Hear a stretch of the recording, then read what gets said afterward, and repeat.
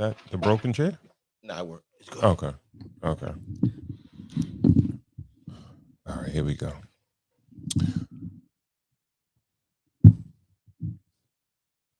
I think that might have been a better because I think it's being blocked by the candle.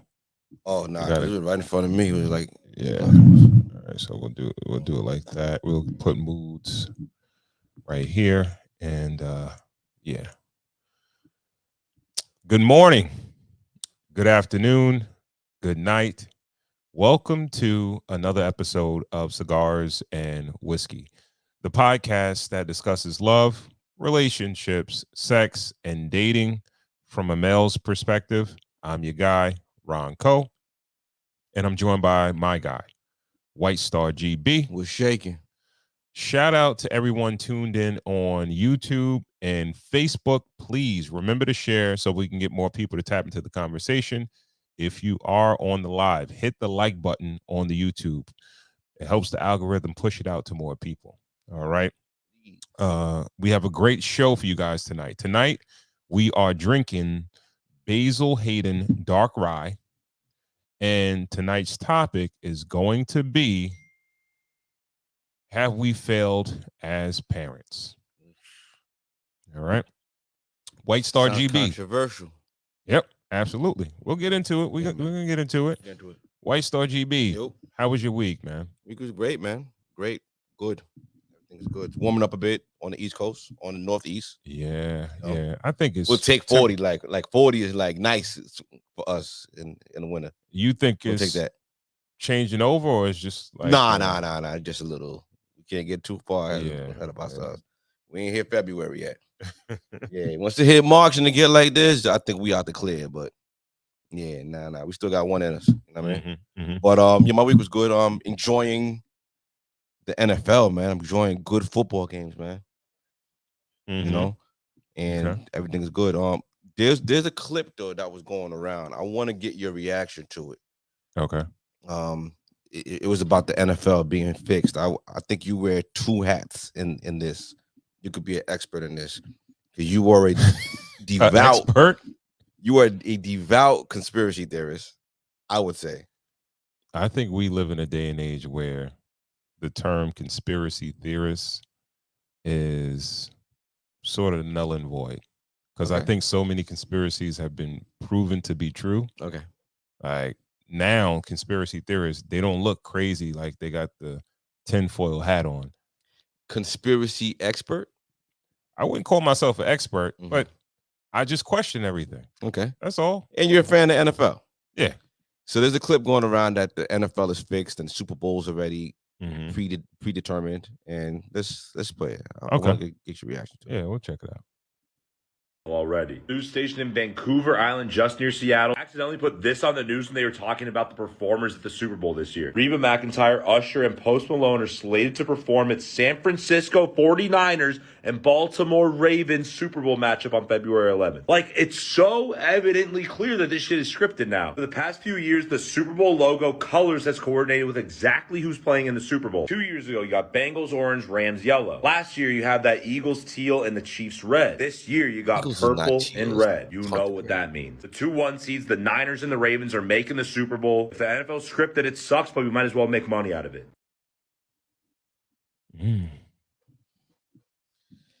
So for us to believe this is real, we'd have to believe that sports are predetermined. We'd have to believe that football, baseball, basketball is like wrestling, and it's like pre-scripted. Entertainment. Is that hard for you to believe? No, like you said, it's entertainment. I'm not even no. Now, come on. All right. I don't even have to go into the conspiracy theorist arena. All right. Because you got to understand how much money is generated off of these sports. Yes. And the popularity is based on how much I don't want to say drama, but there has to be a story behind it. Well, let's replace the word drama with chance. I feel like the fact that it's not predetermined raises it up. Like it makes it better for men, for guys. Guys like chance. Guys like the unknown. You know, we kind of like we don't like scripted things. We like things that are, you know, I get it. competition. The best person wins. I get it. But if you look at history and you look at game by game, when you get to the playoffs, you get to the finals, you get to Super Bowls, or you go through the regular season, there has never really been a team that has like kind of ran through everybody and like killed everybody. They make sure there's not an easy path, right? It's like every team has to fight for something somewhere. Like it may be in the regular season, it may be the Super Bowl, it might be getting over the hump into the playoffs. They make sure it's not like a team that's like, yo, this. Well, yeah, the Patriots that year that won all those games, but they lost. They wound up losing in the Super Bowl to the Giants. Shout out to G-Man. Yeah, I mean, and think about the story. But that's what made it so predetermined. That was the David and Goliath. Anybody could win. It felt amazing. Like we were on a high. It made you feel good, right? Oh, I felt great. I'm still riding that high. All right, but think about the person that could have scripted that story. Could it have gone any better? Could it have gone any better? So who's in on it? I believe the refs are. Okay. I believe the owners are. Okay. I think the NFL, because are the players in on it? Because you can't fake play football. You can fake play basketball, but you can't fake play football. Injuries. Why not? Because of injuries. The stakes are real. Are they scripting CTE? Are they scripting head injuries? Are they scripting homie died on the field last year? Like, are they scripting that too? Who died on the field? Dude for Buffalo. He didn't die. His heart stopped. Okay. He came back to life, but okay. I thought you. No. He didn't die. Bro, I'm just thinking to myself, if I was an executive in the office, or I'm Roger Goodell, the commissioner of the league, I'm not gonna leave things up to chance. I have to have a story behind the season. The story because writes itself. No, it writes itself. How do you mean it's gladiator sports? Story, so back in the day, right? No story writes itself. You really believe that? Yes, I believe that's your life story writes itself. Ron's life story writes itself. You write your own story every day. You wake up. No, you do, right? Right, yes. But if we made my life story into a movie, parts of it would be a snooze fest. Right? You'd embellish certain places and you would show a highlight reel. Oh, right. Of what did you say? What did you say? You would embellish parts of it, right? Yeah. So let's just say in the NFL, they know this team is elite, right? They know they could probably run through everybody, kick everybody's ass. Yeah.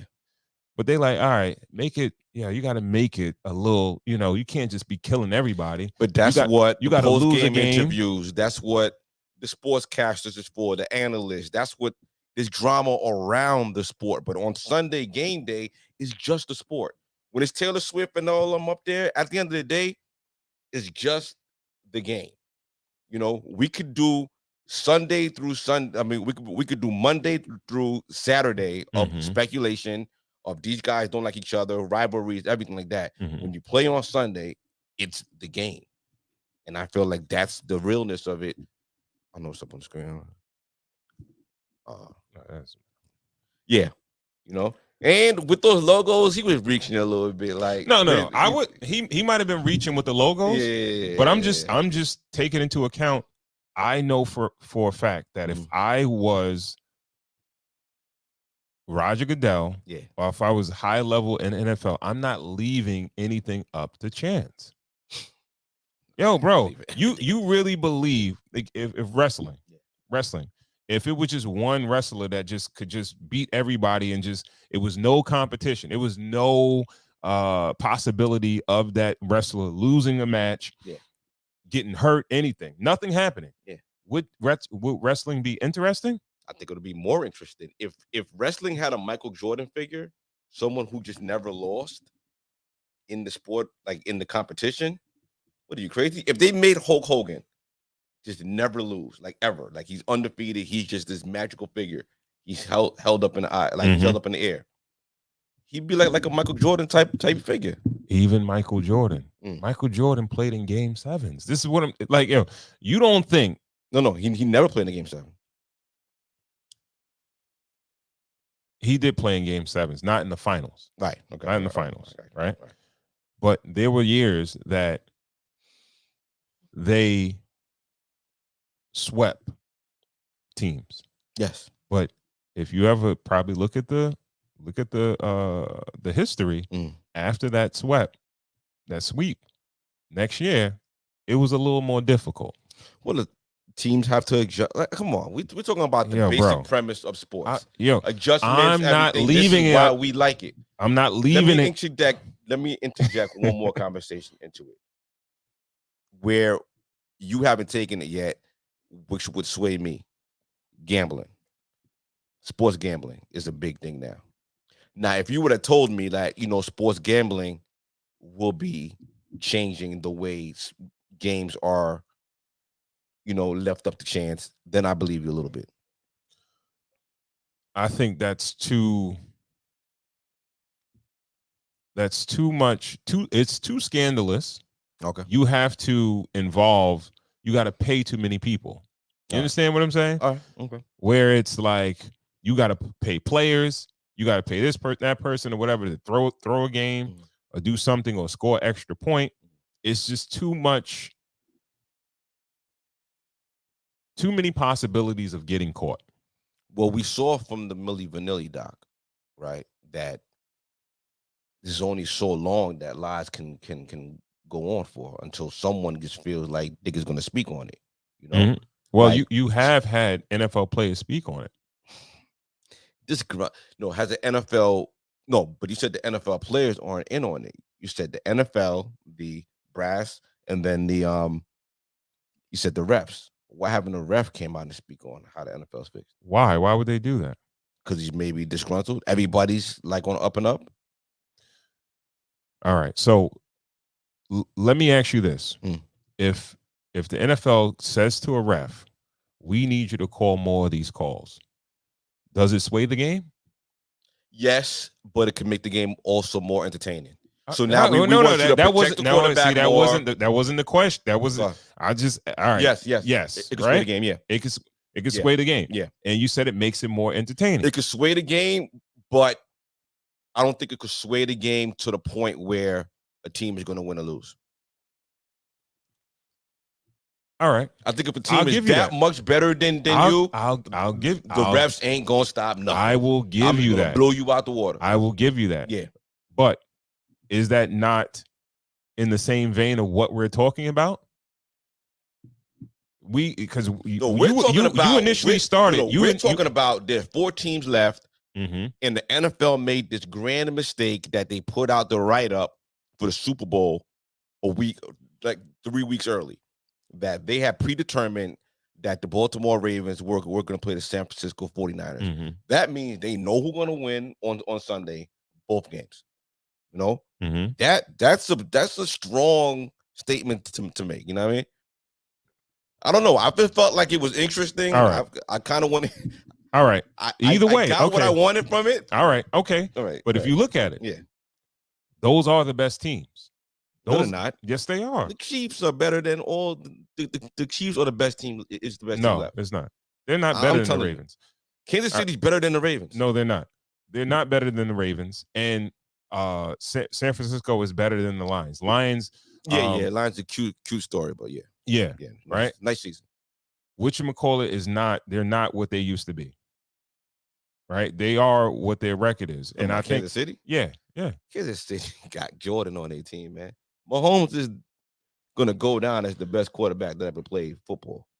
Hopefully. He's going to let's hope so. Yeah, come on. But I like Lamar Jackson too. What I'm saying is that come on. I think that a lot of the times the best team does get to the Super Bowl, but it can't just be you running through everybody. You have to make it look a certain way, even if it's Kansas City, right? Yeah.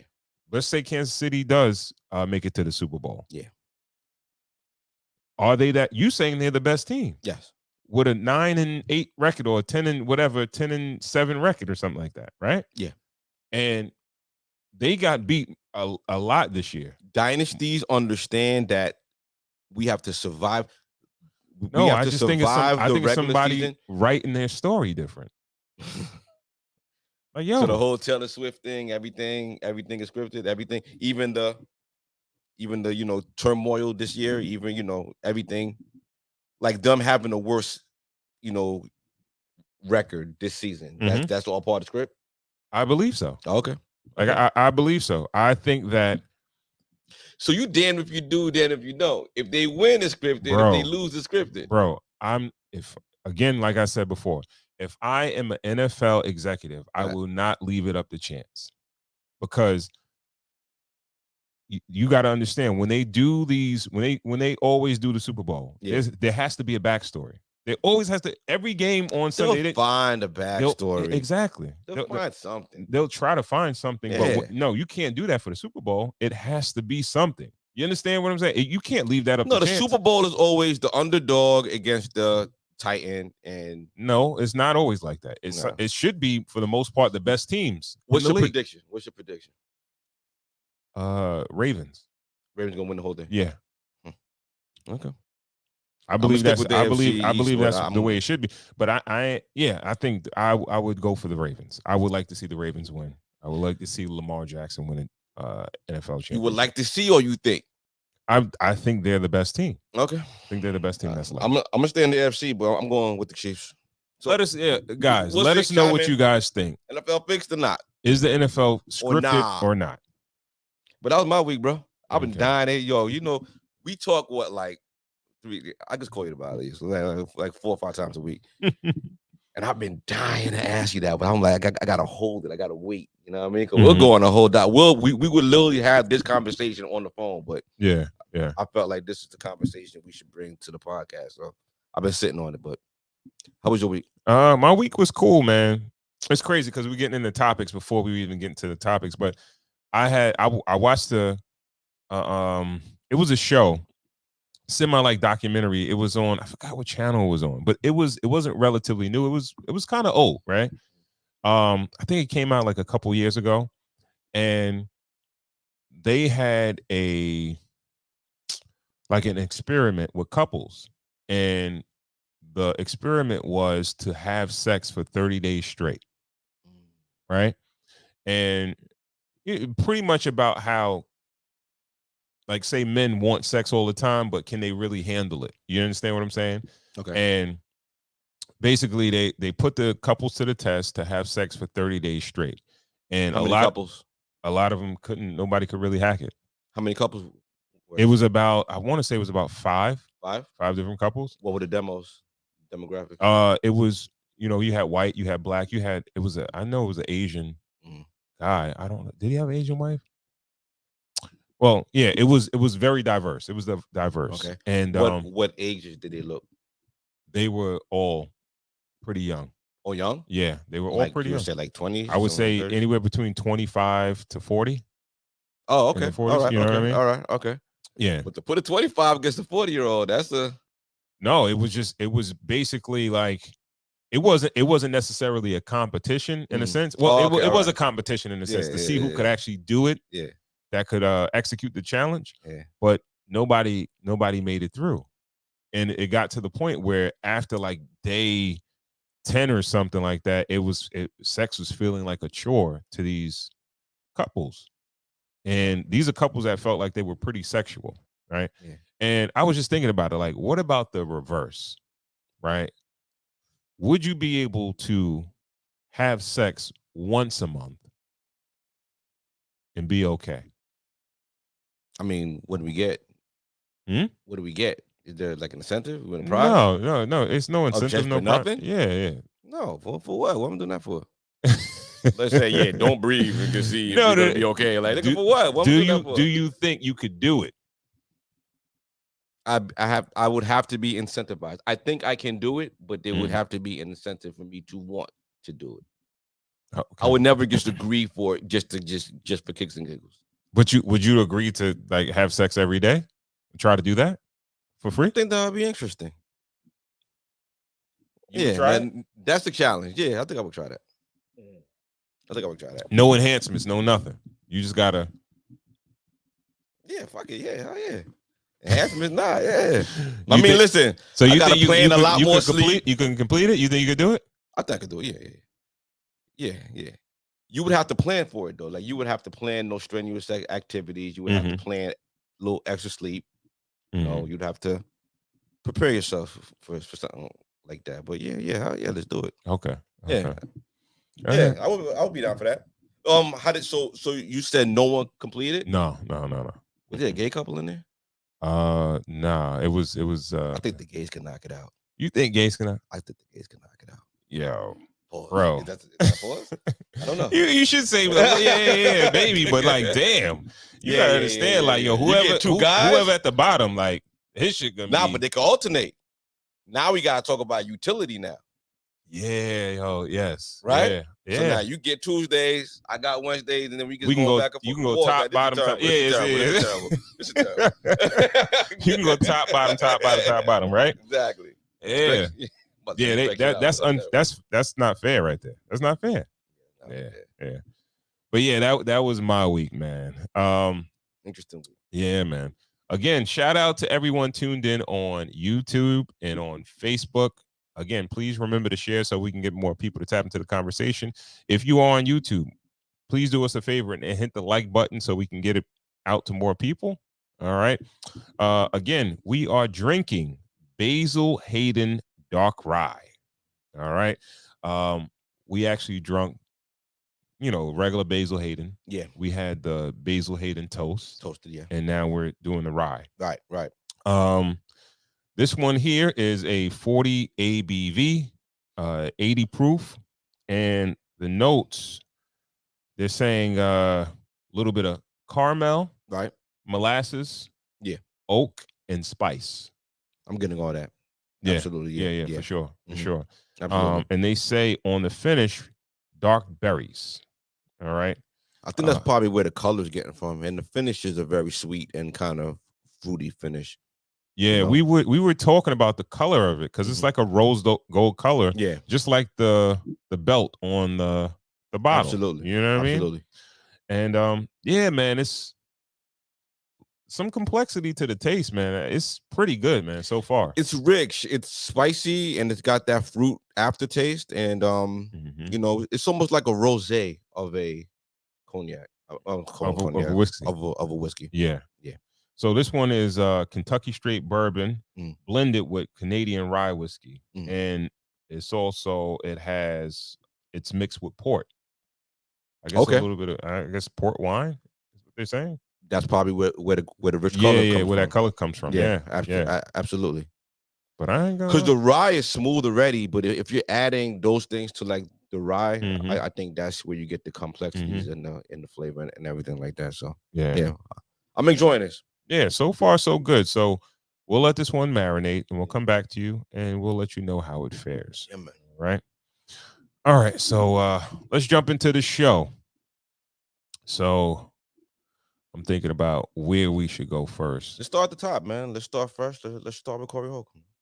You want to start with him? Yeah, man. Let's start first. Let's go for the. All right. So just some context. Did this happen this week? Yeah, it happened this week. Yeah.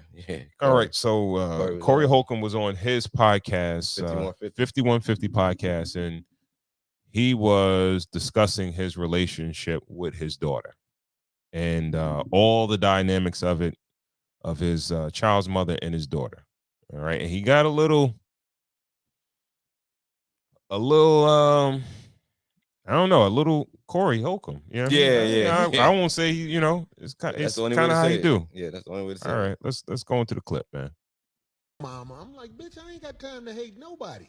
Your mama was drama. Now here it is all these years later, you just like your mama. Both of y'all can kiss my motherfucking ass. I'll go make another daughter. I don't give a fuck.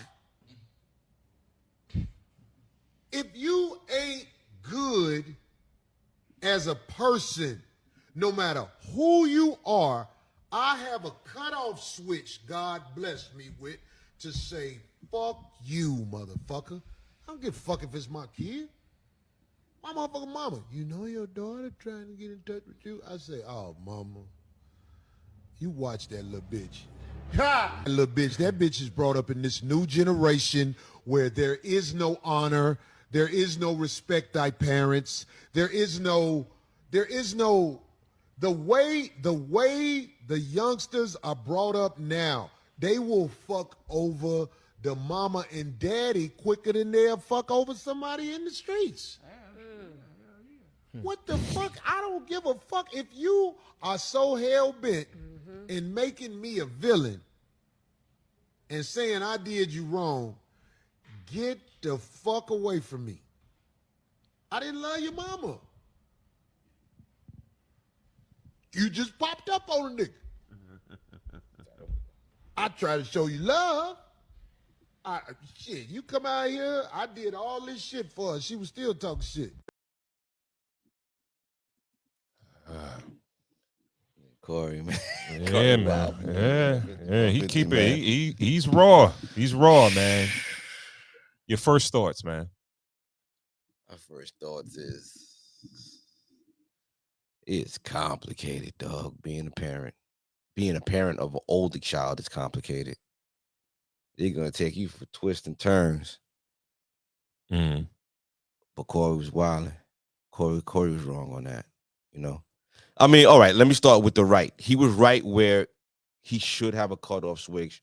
When people do you wrong, you should be able to have some kind of switch where it's like self-preservation kicks in. Like, yo, I'm not gonna let this person run me through the mud. You know what I mean? Mm-hmm. But you gotta have a lot of grace for your children. All right. So when you said that, I'm like, all right, how do your kids run you through the mud? Like, all right. So before you go, I kind of feel some of the stuff he was saying because I have a daughter that's she's gonna be 13 years old, and I don't want to say like just like you.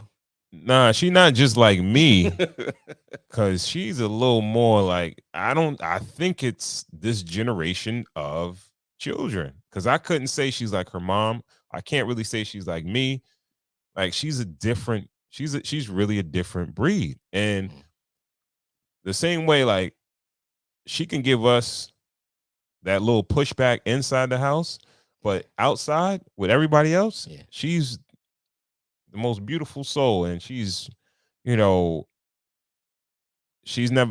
going to talk back. She won't debate this, that, and the third. But with us, she will. But isn't that healthy? Isn't that teaching her to have a own self-identity and teaching her how to express herself and how to advocate for herself? Yes, it does. But you got to understand that as a young person, that when somebody who has more life experience, sometimes I can teach you something, or I could tell you something that's good for you. Yeah. Like, everything is not debatable. You understand what I'm saying? Like, and you don't really know what's debatable and what's not, but you should be aware, like, all right,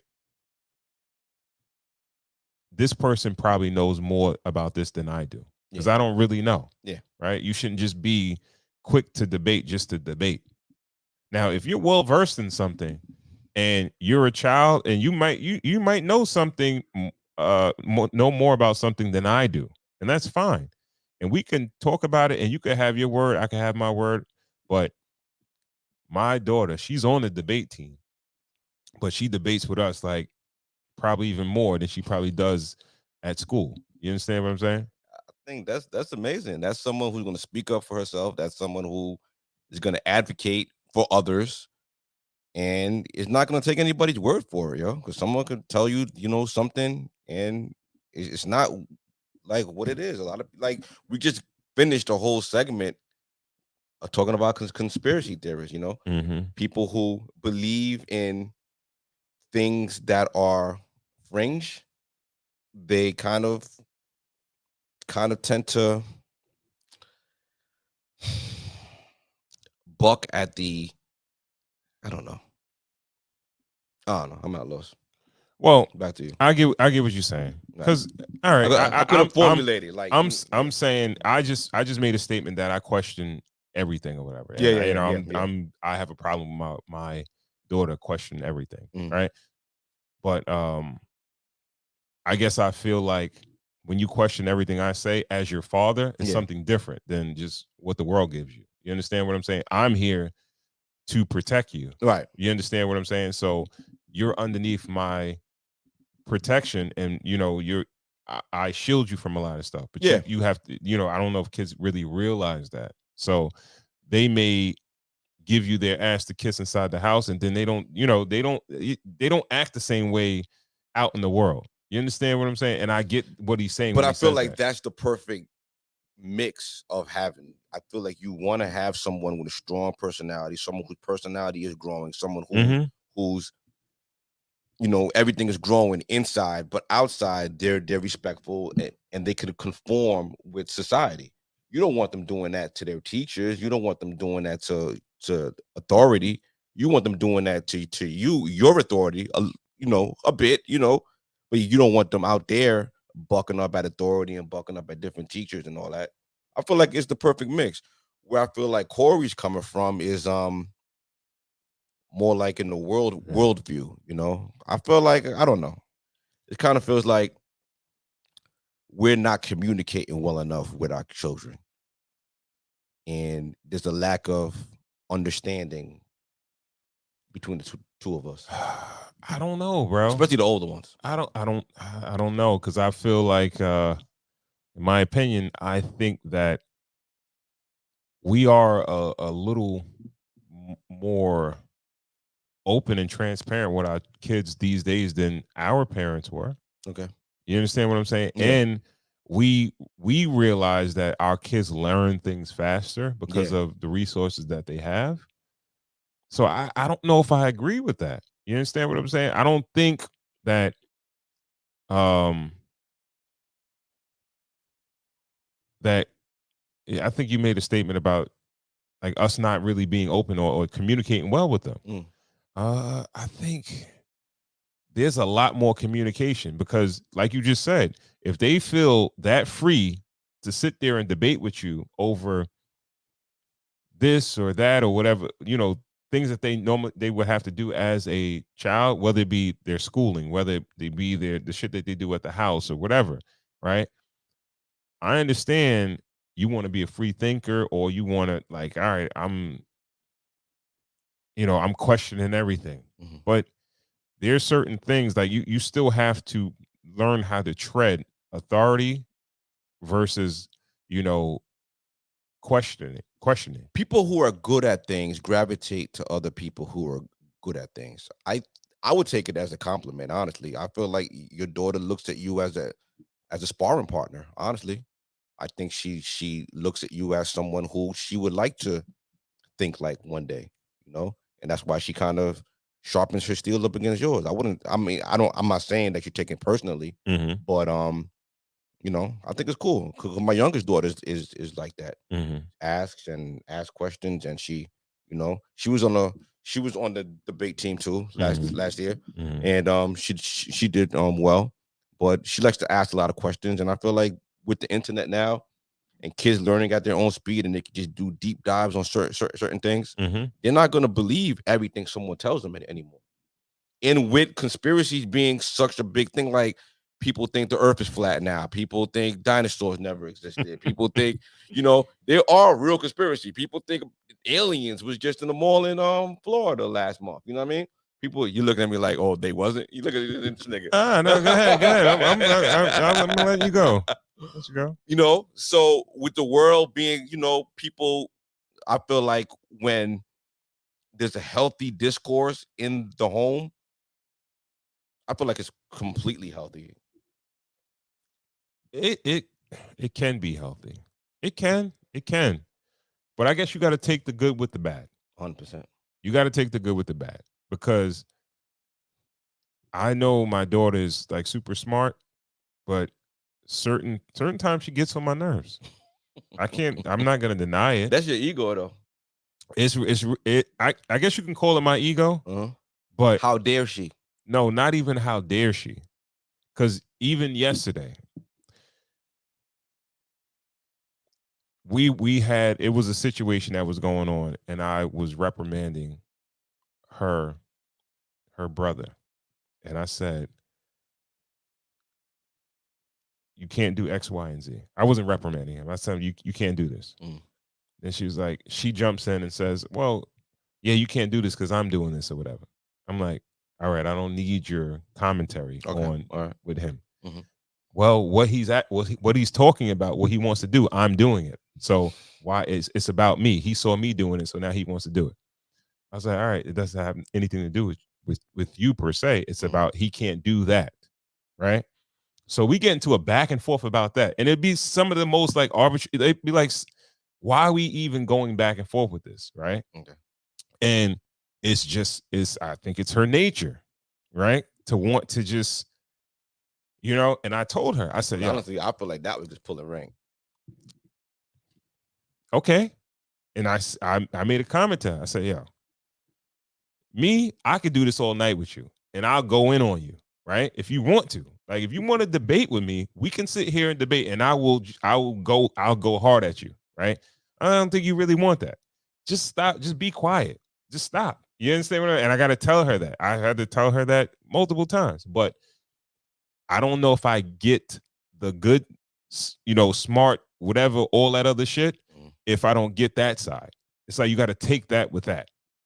I might not have the good side without this side that gets on my nerves sometimes. Right.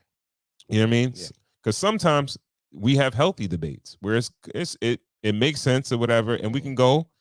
But then sometimes it's like you just questioning just the question. You just bucking. Do you ever start the debates? You ever pick on her? Be honest. Probably. I probably do. I'm not gonna lie. I probably do, man. I probably do. So you guys are alike. Listen, I would rather raise a spirited personality, but a respectful personality than a pushover. So, agreed. Agreed. Yeah. All right. So let's get back to Corey. All right. Corey. So I think that, let me ask you this. If you take away all the bitches out of the, all right, and was it that bad?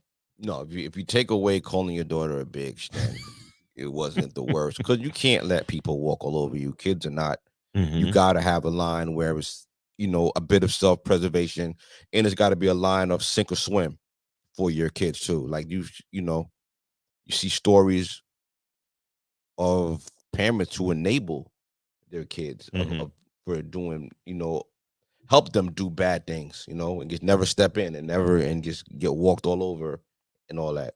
So in order to stop that from happening, you have to have a certain level of self-respect and self-reliance where you got to put an end to certain activity. But we have to be aware that we're just hearing his side. We don't have that much context, because she might come out on social media a day or two later and say like, well, this is exactly what happened, but he didn't really give any context of what happened. She's probably super hurt that her dad used his platform to go at her like that, and that was kind of crazy. And I feel like that was irresponsible as a parent. Like, now you trying to go viral, because like, let's look at it at what it is. You're going viral off of shitting on your daughter, and that's nasty. All right. Any way you look at it, wrong or right, you're wrong. Now all the good points get washed out with the bad. He didn't necessarily say anything specific about her, right? He spoke. No, you called her a bad person. You said that your mom is calling you to reach out. And you told her, don't trust that bitch. And then you also said that you and her mother never got along, and she just kind of popped up on you guys. So now you're letting this human know that she was unwanted and I mean, I don't know if anybody knows that they're unplanned, but her whole existence really doesn't mean much to you because you didn't really care about her mother. And this is where a lot of women today get a lot of their issues with men because they Mhm. were let down by the first man that was supposed to be there for them and was supposed to Right. love them. Agreed. They didn't have that dad in the house to debate with and to sharpen her skills up against and to look up you to. You know what I mean? Mhm. You just Mhm. got someone who called you every couple of days or, sent some bread and, whatever. Mhm. And anytime you kind of doing something that he doesn't like or you regurgitate something that your mother who doesn't like him either Mhm. and who's shitting on him in your household, something kind of comes up and you say that to him and it triggers him, it's terrible. Like, I feel like this is poor. This is poor adulting or Well, parenting, well, well. I would agree with that Yeah. because I think there's a certain level of accountability. It doesn't matter how the situation panned out.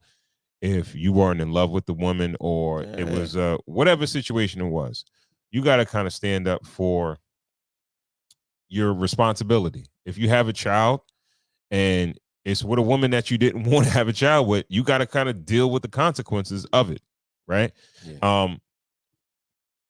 But we gotta also talk about how women will talk negatively about Yeah, a yeah. father. Brainwash. You can say Yeah, it. Yeah. and it's like, all right, You can't take it personal. what do you mean you can't take You it not personal? there. You can't take it personal. And you gotta know that, you had a seed with someone you not fly with. I got mad homies. Mad homies. I have friends who have kids with women that they do not prefer. Mhm. Like they don't really care for. You know what I Okay. mean? The kids never suffer from that. No matter how much the mother puts in their head, it's up to you to build that relationship with that kid, And you have to Okay. understand it's gonna come I with it's gonna come with it a little bit of. nah, it shouldn't. It I shouldn't. mean, in a perfect world, it shouldn't. But why Yo, why have the kid hurt because of that? all right. If the mother doesn't say anything, the kid is not gonna be hurt. You understand what I'm saying? Now, when they grow up and they figure out who their dad is, like really figure out who their dad is, then they could be disappointed then. But kids don't normally get disappointed by their parents. I mean, it's called abandonment issues. They actually do. It's if the mother puts sauce on it, I feel like it furthers it. But if one parent isn't around as often or doesn't make their presence felt, there is going to be a bit of abandonment issues. It's going to be like, yo, why do all these other kids have their mother around, or why do all these other kids have have their other parent around? Okay. There is going to be a little bit of I'm not good enough, or why aren't you here, and why Mhm. didn't you make this thing work? Now, what puts a flame to that gasoline and makes it a fire is if the mom is kind of regurgitating those things and driving those points home. They make it worse. I get it. But I feel like it's a natural that's what feeling for a kid to have a little resentment for that parent who's not around. Therefore, I feel like the parent who's not around has to put a little bit more work in. We speak about it all the time. Fathers who pay child support. I am a strong proponent of them doing the extras, pay the extra. Yeah, the child support is going. That's cool. Mhm. But that kid doesn't see that child support. Now it's up to, that's just the baseline. Mhm. Now it's up to you to, build that rapport with that kid. When the kid asks you for something, pay his sneakers, pay for a school trip, whatever, just get the money up. Okay. But what does that do? That doesn't solve the abandonment shit. I think it helps it. I honestly, I don't think kids are that aware, definitely as little kids, to realize that, the abandonment, right? Special Parents It Day. may If someone got their pops coming up there, the pops are fine, man. Timmy's pops is a cop. What's the name? And my pops is somewhere else. Like he not coming around, or I gotta have grandpa doing this, something like that. You gonna be like, yo, where my dad? I hear you. I hear you. I hear you. And you may have a moment like that or two, Right. but But if the usually mom come let's say home and be like, yo, my dad ain't your dad ain't shit. Then that all right. really No, kinda, hold on, right? Yeah. If the dad don't come or dad don't show up, you don't see your dad, right? Mhm. The crazy shit about it is most kids even if they saw their dad a few times, like once a month or so, Yeah. he's still a fucking superhero to them. Excuse my language. He's still a superhero to them. But if you throw on that sauce, that could turn him from a superhero into the villain. Without that sauce, they could it don't matter if the dude is not showing up all the time. A kid is gonna be like, a little girl is gonna be in love with her pops, even if the dude is not in her life like that, like he should be. He's not there calling her every day or whatever. If she see that her pops once or twice a month, if the mother not saying nothing, they still not gonna feel no ill will towards that man. Now, when they get older though, and then they start to see how they do things in life, they may, do some research or look back and say, oh, maybe that's why, or whatever. Like, you understand what I'm saying? Right. But at the time, the kid is still like, yo, my father this, my father that. Like, I know kids that even if they pops didn't live with them, they didn't live somewhere else or whatever, they pops are still like ill to them. Mm-hmm. You understand what I'm saying? Yeah. But a lot of the that's times, how it should be. Yeah, nice and healthy, and it's the mom. Mm. And I get it. I get it.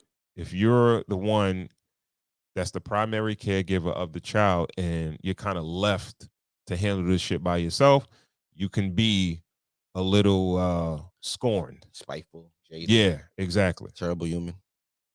But I'm not even saying it's women's or mothers' responsibility to hold that, right? But when you think about it, one thing I would say to the mothers is that just let your child find out. If the nigga's a piece of shit, your child will find out eventually. Like, it's like wanting something to happen to somebody right after they did something wrong to you. Right. It'd be like, yo, God will take care of it. But it's like, yo, God taking too long. I want this shit to happen now, right? But it might happen down the line. Yeah. Just be patient, right? If the dude don't really show improve as a father, that child will eventually grow up and realize what their pops really was. Yeah. So you don't have to muddy the water. But I think a lot of the times it's like it makes them feel good. Yeah, self-satisfaction.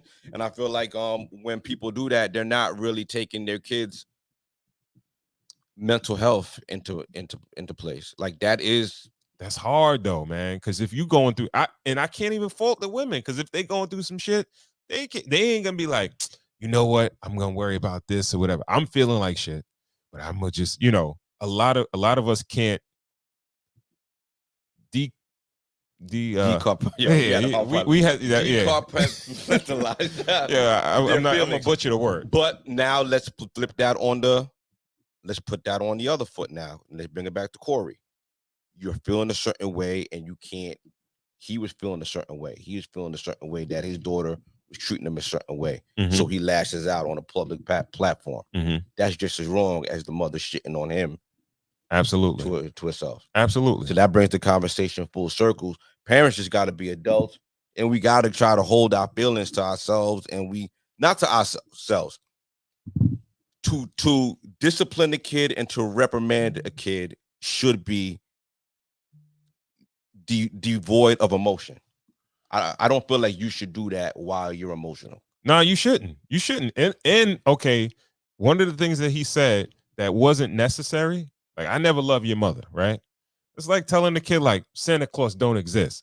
Yeah. Then you don't have to say that. You understand? You could keep that a secret, and you could be like, yo, me and your moms, we had a time, we really cared for each other, and we had you, whatever. Yeah. They could think it's like Santa Claus, and they could have this fairy tale vision of their parents possibly being together and made them out of love.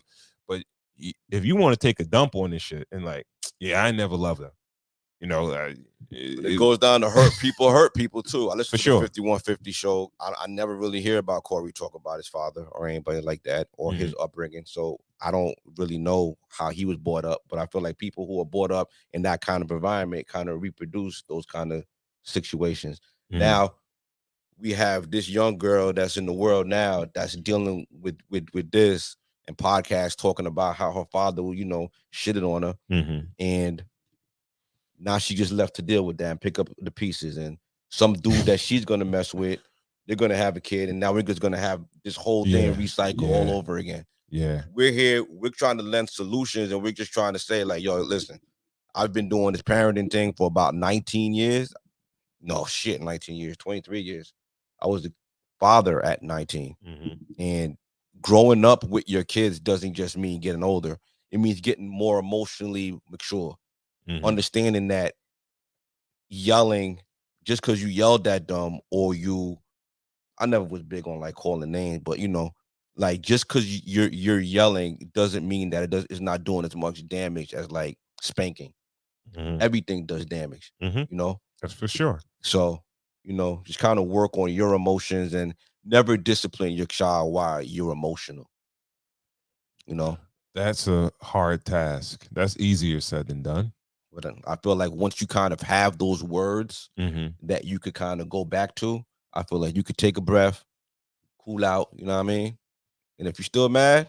No, that's great advice. If you probably gotta test that out a few times before it actually works for you. Work in progress. Yeah, it's a work in progress. Work in progress. Yeah. Yeah. It's crazy, man, because it's like to get disowned privately, but it's like that's a disownment publicly. Like, I really hope Corey come back next week after all this and apologize to him, make it right with Shorty. You know what I mean? Like, that's what I want that for him. Yeah. And he went viral. He got what he wanted. But now let's take it back and let's do the work and let's heal and let's fix this. And, it's our job to make these humans better humans, put them out in the world as good humans. Is this reversible? I'm thinking about it. It's like, all right, you've been disrespected by your father publicly. Like, he called you a bitch out your name, whatever. Are you going to require respect from any man going forward? No.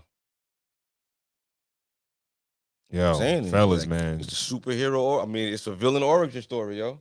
Yeah, man. Yeah. These people are made by these situations all the time. I see a sex tape. I see some shit, promiscuity. I see just bad stuff happening. Thanks. I don't even know what this girl looks like or whatever, but I could see. Yeah. I wish him the best, yo. Shout out to Karen E. Rose.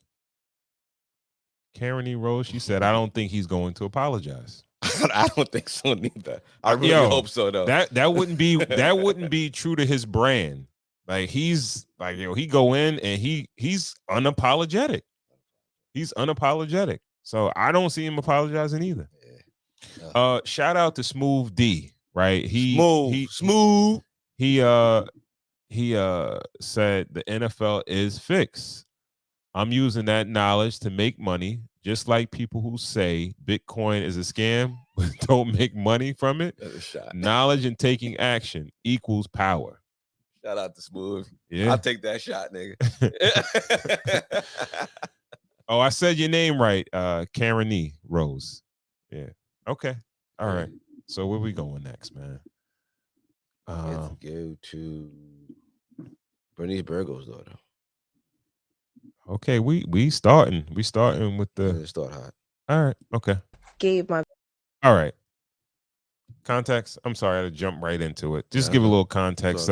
This is a clip of video vixen Bernice Burgos' daughter. She has two daughters, right? Okay. So this one is Ashley Burgos.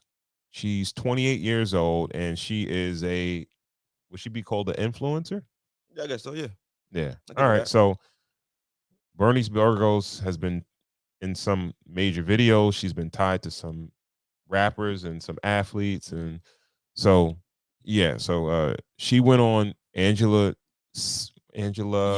Yee's Lip Service podcast, and she was talking about her past relationship. I believe a past relationship. All right, let's get into it.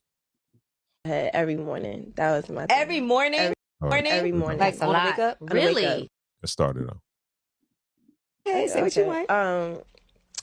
I gave my baby father head every morning. That was my thing. Every morning? Every morning. Like, a when I lot. wake up? When I wake Really? up, every morning. Do you brush your teeth first? Of course. Okay. But sometimes I didn't. I'll be That's honest. a lot. Every morning. But Yeah, that's a Wow. job. Wow. Every single See, now that's every clocking morning. in. I don't. Yeah, so I she don't did get have a tired. job. Yeah, that's I a don't blow get job. tired. Well, that's I a don't job. get tired. That's to a do, full-time but, job. Yeah, it was every day. But I feel like I did it so much that now my jaw really be like locking. But hold on, whose But idea was it for it every day, the daily, whose that was it? Your idea or It was his my idea? idea. Okay. He never asked me. It was No, his idea. you know what though? Because she's like, you're not leaving the house with a loaded weapon. Period. Ah, Let me yeah. drink before you walk I out feel the like door. I knew. Like I feel like this is my theory. Like if a guy comes a lot, then he ain't been doing nothing. Okay. But if he comes a little bit, he been doing something. he could also have been masturbating, He in don't all fairness. masturbate. Are you sure? I'm positive. So you was really doing it to investigate. I mean, sometimes, Okay. yeah. He didn't mind that. Sometimes I There would was do a it, like, method of let me see. investigation. Yeah, there was Sometimes a I'll be like, method. let me see. And he'd be like, She had a little measuring cup on the I side. want to see. I know. So did you enjoy giving head? Okay, you got That's to. my I shit. guess Better do it if you're doing it every Nah, day. that's my shit. Yeah. I That's like my doing it. shit. So you never skipped a day? No. Not Unless even, I what was if you're mad? I was Unless going to say, what if you're mad at him? Unless I was mad. That was the only time. Were there times when you were like, this wasn't a lot? Yeah, hell yeah. And he'd be like, wow. what you Let me see talking your about? You phone. think you a science? Okay. All right. So she pretty much is saying that she used to give her Baby dad. her child's father oral sex every day. They were speaking in the past tense, so I'm guessing that they're not together anymore. I was thinking the same thing. All right. I didn't want to So there's- assume, so but there's the way it just- was going, yeah, That's the baseline. Okay. Yeah, They're not yeah. together anymore. They're not together anymore. So they didn't work. Yeah. Newsflash. What do you think? What do you think? First thoughts. My first thoughts is, as a man, I'm watching that. It's like, first thoughts was, damn, what's the next dude that hollers at her really gonna think about this? Mm-hmm. How can any man who likes her take her serious when she's kind of telling the world that she had her mouth on this nigga every morning? Yeah, it's like if a dude said it, if a dude came to him like, yo, she was topping me off every morning. All right, it'd be one thing like, yeah, whatever, Yeah. But she said it. Yeah. She's the one that said it. She put that out there. And I'm assuming she's still dating guys. But I'm sorry, I didn't mean to cut you. No. That, and then the second thing that I took from it is that she's telling her truth, but where I kind of feel that she is not telling the truth is that he wasn't asking for it. I think he grew to expect it, Mm-hmm. and that's kind of what's her thing. So if I'm to judge her off of this information, I'm kind of think that she's easily manipulatable. Like, Really? yeah, you can manipulate her. You could kind of get her to do anything. Like you could damn near think, okay, I'm not gonna. This is a young lady. She's 28, but you could, as a man, you could get this woman to do anything if she loves you. That's what I get from it. You think it's this woman or most women? That woman. Why? Why? Is if you was able to get her to give you head any day, you know what I mean, every morning, just no matter what, like you just get her to do that and have her feeling good about herself and make her feel like that's something. Because that's like kind of like, I don't know, that's kind of using somebody. It's using somebody up. It's almost like a sex slave. It's like, because it's a one-way You're thing. making an assumption that he made her do it, but she said No, she said that she made it do it. I feel like that's cap. I feel like that's a lie. Well, you think she just wants to feel empowered? Like I Yes, did it. I made the I feel like decision to do it. post this, yeah. And I feel like she wanted to go a little viral. Mm-hmm. So she said it. I believe it happened. I Mhm. believe it was on him. Mm-hmm. She wants to go a little viral. So she's saying it. We're talking about it. But I feel like, this is kind of manipulation. I feel like she was being manipulated a little bit in the relationship. That's how I feel. So I you could be giving- completely you- wrong, but that's my, that's what I You- take from it. You giving her an excuse? Nah, because it's either that or she has her self-esteem is like under the basement.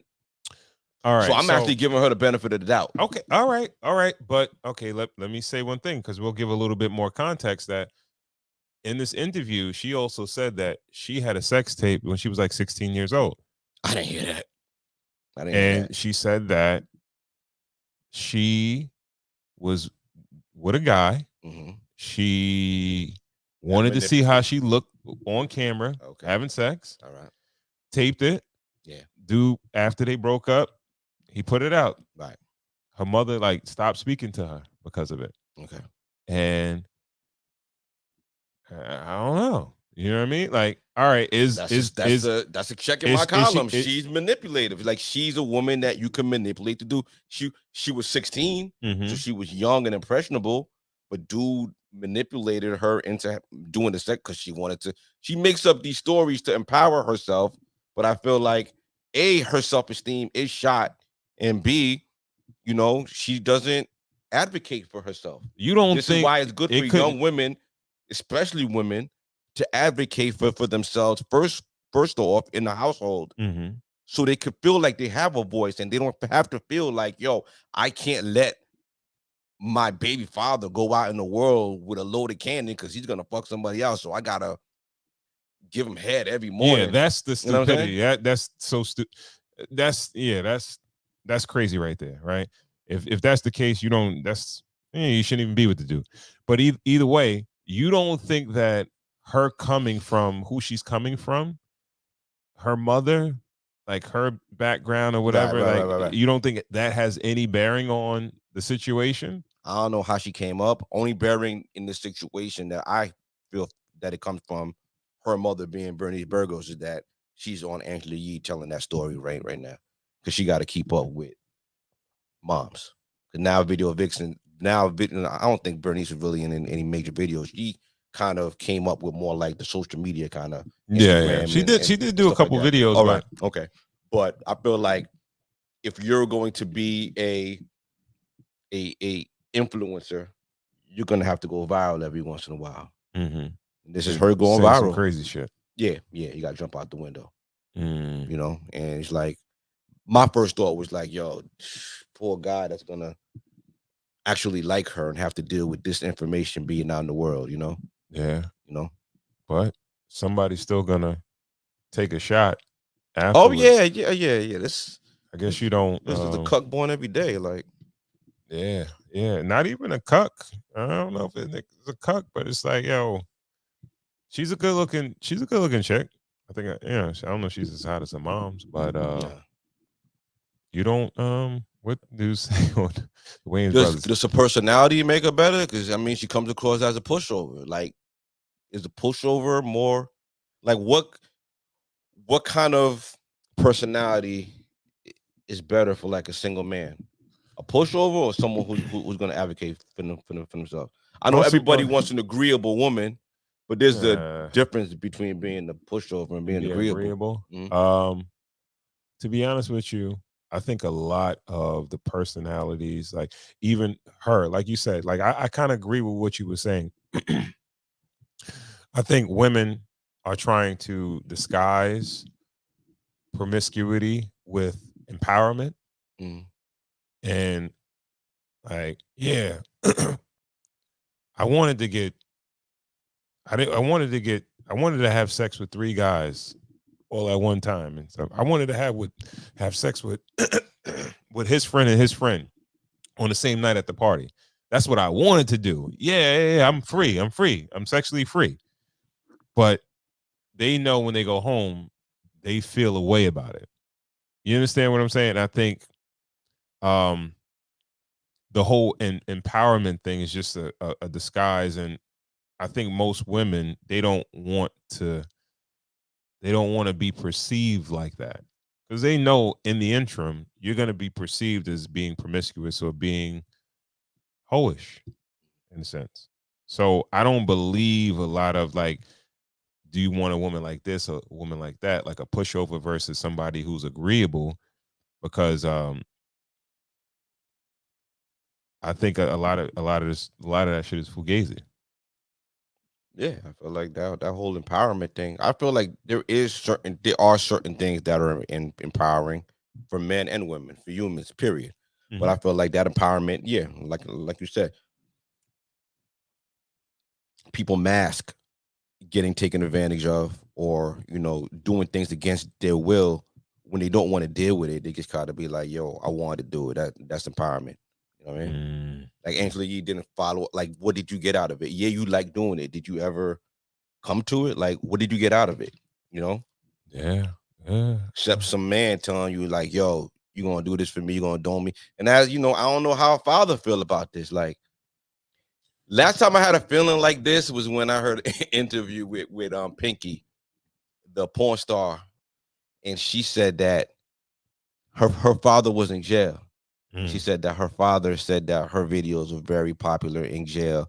Her magazine spreads were popular, and that he had masturbated to her a couple of times. Are you serious? Yeah, and that's why, and that's kind of like, you know. Wow. Yeah, yeah, That's crazy. Yeah, I never knew that. Yeah, I don't think I listened. She was on Vlad, right? Wasn't it Vlad interview? it could have been. It was like a clip. It was a Vlad interview, Mm. and I didn't see that part. Yeah, Where I never heard him doing X, Y, and Z to her spread or whatever. Right. That's crazy. That's crazy. But in the interim, I'm like, all right, where's her pops? You gotta understand, her mom's had her when she was 15 years old. You know what I mean? So I don't know where the pops is. Babies having babies, yo. Yeah. So you talking about somebody that might be somewhat misguided? Teen pregnancy run, yo. We was all like our generation. All right, what are we? We're millennials or Gen Z or Gen? I know our parents are baby boomers. We're millennials or we're Gen X or Y, Z. I can't keep up with I it. can't keep up. Yeah, but I know our generation, in the we chat, were the man. teen pregnancy generation. We was having kids like, yo, there was kids in like middle school having kids. Like, you know what I mean? Like, high school was nothing. Everybody was just going to the little baby high school and everything like that. So having kids early was kind of one of those things that, you know, doesn't really happen too much anymore. But even in teen pregency, right. 15 is early. Nah, 15 is young. Yeah, like, yeah, I think 16, going on 17, 18. Like, all right, you a junior or you a senior in high school, but not when you like a freshman or a sophomore or something like that. You know what I mean? Early in the game. That's early. That's early. Yeah, yo, I kind of, you know, that's what I take from it, yo. Come pipe down for your future, dude. Like, I know that there's a certain level of virality that, you know, you have to have, and you got to say these crazy things to get, you know, frankly, the biggest podcast in the world, Cigars and Whiskey, talking about you. But yeah, you got to think about your future just a little bit, and that's the internet for you. You know what I mean? Everybody just thinking about right now, clout right now. But what is her future? Is you don't think it's clout? Like, it's not really. Future is clout, but I mean, her future is kind of tied to a man, though. I'm not gonna say tied to a man, but I hope eventually she would want to settle down and have a family with somebody. But I don't know. She might not even never want that. That might not be in it for her. Well, evidently she does, right? She had a kid with somebody, and she was with him, and she was trying to please him or trying to figure out if he was out there, whatever. So she must have really cared. She did that much to care, to do that every morning, right? So she seems like she may want to be in a relationship. You know what I mean? But another question though, you think you would want that every day, every morning? I'm good. I think that would make a dude numb. Like, I want to know from the fellas, man. Would you want that? Would you want to get that? Ain't my thing. Oral every day, every morning? I don't know. It might make the day go smoother. You might wake up, you know, leave the house. Everybody different. Everybody like their own thing. But, yeah, that's too much. It just feel like you kind of putting somebody under you. It feels like you a certain dominance in a certain way. You know, it's like you're making someone sleeping on the floor almost. Like you putting your foot on their face or something like that when you giving them back shots. It just feels like demeaning, like you're doing them dirty. Put your foot on their face while you giving them back shots.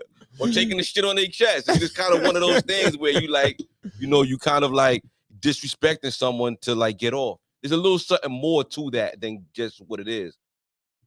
It's a little masochist. I would feel like, yo, you're gonna dome me every morning. Like that's the plan that you're gonna come up with. Every morning when I wake up, you're gonna dome me. Like that is like okay, like you under me. It could be the way she said. She just wants it. She just got an oral fixation. She just lollipops. Well, not even the oral fixation, Fucking where she pacifier. wants to see if he's been out messing with other chicks. It could be. I don't know. I try to give it a benefit of the doubt. That's even more like damaging because it's like, yo, what are you gonna like? What's the male version of that?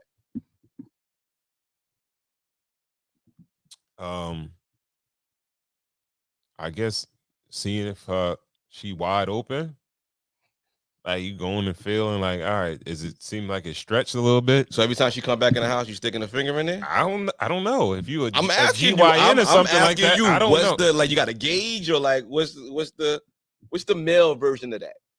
I don't Making know. sure that making sure that her sexual desires are so don't think- no. fulfilled before she leaves the house that she will not stray from you. What does that look like? A man doing that? Well, for a woman? she said that it was to see if the amount of semen was, a lot or a little, right? Mm.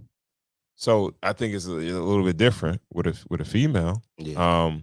Men don't do shit like that, right? No, and there's a nigga that do everything. No. What I'm about to say is this: if a dude is that serious about knowing if a chick is doing something, he probably hits women. He probably hits women. Like, yo, if he's that insecure, like he's that controlling, like, yo, I gotta see every day. I ain't going all there, nigga. Yo, nah, bro. Now you putting physical violence on? Yes, I think a dude that will go that far will get physical. If he's that insecure to figure out, like, yo, he's not good. What are you gonna do if you find out? If a dude find out, like, yo, your shit feel like it's stretched, like you've been fucking somebody, what do you think he's gonna do after that? Yo, bro, if a dude is that intense, he's on another level. That dude can probably get violent. A woman will do that, like, yeah, what you been doing? And she may argue with you. You might be like, yeah, I fucked somebody or whatever last night or whatever. Right. She beefing. That may be it. You understand what I'm saying? Yeah. Like, you ain't gonna keep doing this to me or whatever. All right, I'll see you later. You know what I mean? A dude that's going that far, like, because women will do extra shit and they won't do nothing after they get the results or the answers to it, right? But a dude that's willing to go that far and that's that insecure, he's in so much fear of losing that woman. And if she was to do something like that to him and he finds out that she's cheating, yo, it could get bad. Out of control. Yeah, I don't think there's a guy version of that. It's not healthy though. Not healthy at all, either way. Yeah, so my advice for like women who feel like that information is cool to share, like, yeah, you should probably keep that to yourself, Yo, she's probably dating somebody right now. And it's like, yo, damn, you made me look like a fucking sucker. We saw it happen with Party and Meg Thee Stallion, where she thought, all that they were together. She was trying to hold trial. She was trying to hold it. She was trying to hold it, but it came out. You know what I mean? But she even said, like, yo, listen, I didn't want to say anything. Stupid. Yeah, because men have a healthy amount of ego. Too much of an ego is bad, but like there is some kind of ego where, in some weird kind of world or some weird kind of way, women, if you're paying attention, I want you to hear this.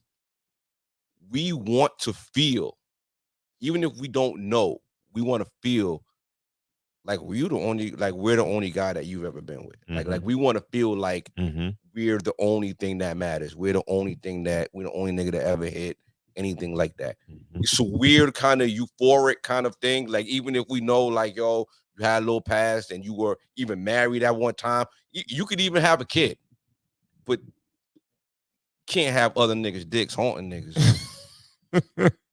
Relax. Yeah. Women get comfortable, man. They start talking. Talking crazy. You'd be like, wonder why a nigga Juice was farting in the bed like that. She told some shit like that. When she came out, you fart in the bed. Yeah. Shout out to Johnny Juice, man. All right, where we going next, man? Let's go with let's go with Shorty talking about right there. Which In the one? middle. Anyone. We got 2 more left. Well, I got something to since we're talking about parents, since we're about to leave kind of parenting. Oh, we got that one too. So matter of fact, let's go there. Okay. Well, you got something to say? Yeah. Let's just go with that. Do you think parents should be prosecuted for their kids' heinous crimes? Let's just say like a school shooter. Yeah. Yes. That was easy. Yeah. Okay. For sure. I thought I was gonna push back on that. Because when it's that extreme, I feel like there has to be some type of neglect. So that's why I would say, yes. Now, if it's a little, you stole something or whatever, a little mischievous type of things where it can go underneath the radar. All right. But even when it comes to something as extreme as that takes planning, that takes time. That means you're not even paying attention to your child.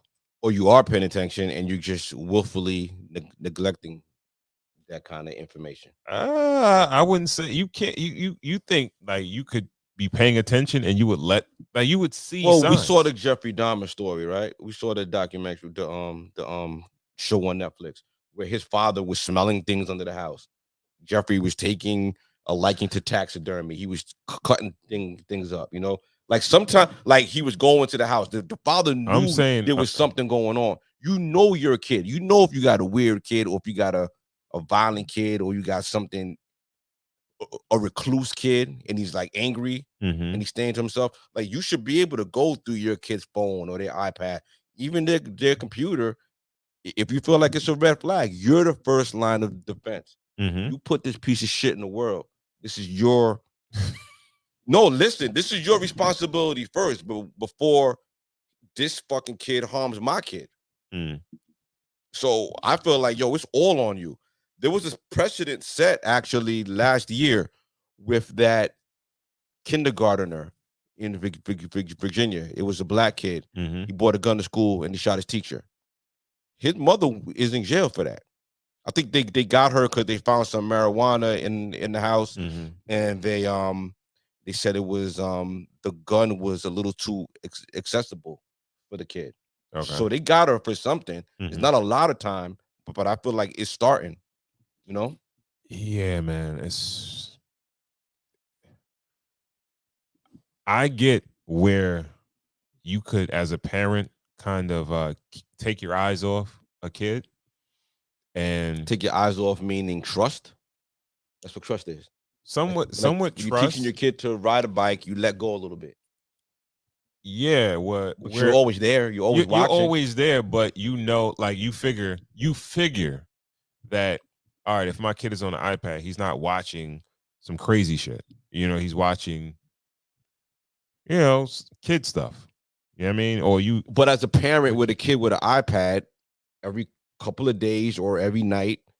Yeah, but when Bernice Burgo's daughter is giving someone head, you should be checking your kid's iPad. Yeah, but it's not like you're every day, like, when you watch the iPad, you gotta sit next to me because I gotta see exactly what you. No, it's not. It's not that. No. You kind of, loosen up the leash or whatever. Well, you're gonna put the parental controls on, and then you're gonna check to see if they're bypassing those parental controls. Yeah, and we're talking about something as simple as an iPad. Yeah. Now, if your child is working on a mass shooting, and you don't have no idea, right? Bro, that's when just Amazon is dropping off planning. 100 bullets to your house. It's a red flag. Bro, you got to see something. Right. Yeah. When your kid is coming home and all of a sudden they got tattooed tears on their eye, and you like, oh, those are nice. Like, yeah, I'm just collecting those. Like, you know what I mean? Like, know if you're, you know what I mean? Or your kid is going out every day between 1 a.m. to like 6 a.m. He gets out all night during the night. and he's coming home with like stuff. Mm. You know what I mean? You know he's out there breaking into people. Like everybody, you know. And I feel like to like stop it or to quell it, I feel like if that kid is in your household, you have a little bit to blame with that. Like I'm tired of that shit. Like, a lot of people get blamed like, yo, I'm a good person. I tried my best. I had to work. I had all that. Ain't no one trying to hear that shit. Yeah. Especially if you harm me or mine, yo. It is what it is, right? Yeah, man. Yeah, little to no empathy, yo. I hear you. You know what I mean? But yeah, I just had that thought. I wanted to share that. Gotcha. All right, let's go to the shoveling snow. All right. People's fronts out for money. Because who? Just Y'all want to hear something crazy? They don't want to hear nothing crazy. I'm not going out and shoveling nobody's snow. You can take all the Instagram stories you want to. My son just said that I'm treating him like a slave because I'm making him shovel the front of the house, number one. I didn't say you treat me like a slave. You did. did. Making me shovel. I said shoveling like a slave. Okay, same difference. So, no, it's not. And No, it's not. he doesn't think it's a good idea to go around the neighborhood and shovel people's fronts out for money. Because who's doing that? Who's doing that? It's 2024. Did somebody want their house shovel to get up and shovel for themselves? And then you already made me shovel once, and you want me to do it again? No. Yo, this new generation, boy. This is the new generation. Go home. We used to go get money out here. I have a job. We used to. I That's have cool. a job. So you double up. No, not shoveling nobody's white lady snow. No, You supposed to see this no, opportunity and this is seize not an it. opportunity. No, that's more work for me. Why would I do that? This is an off day at school for me. I want to lay home and lay in my bed with no clothes on all day. I'm not going out shoveling nobody else's snow. No, I'm going to shovel your snow. No.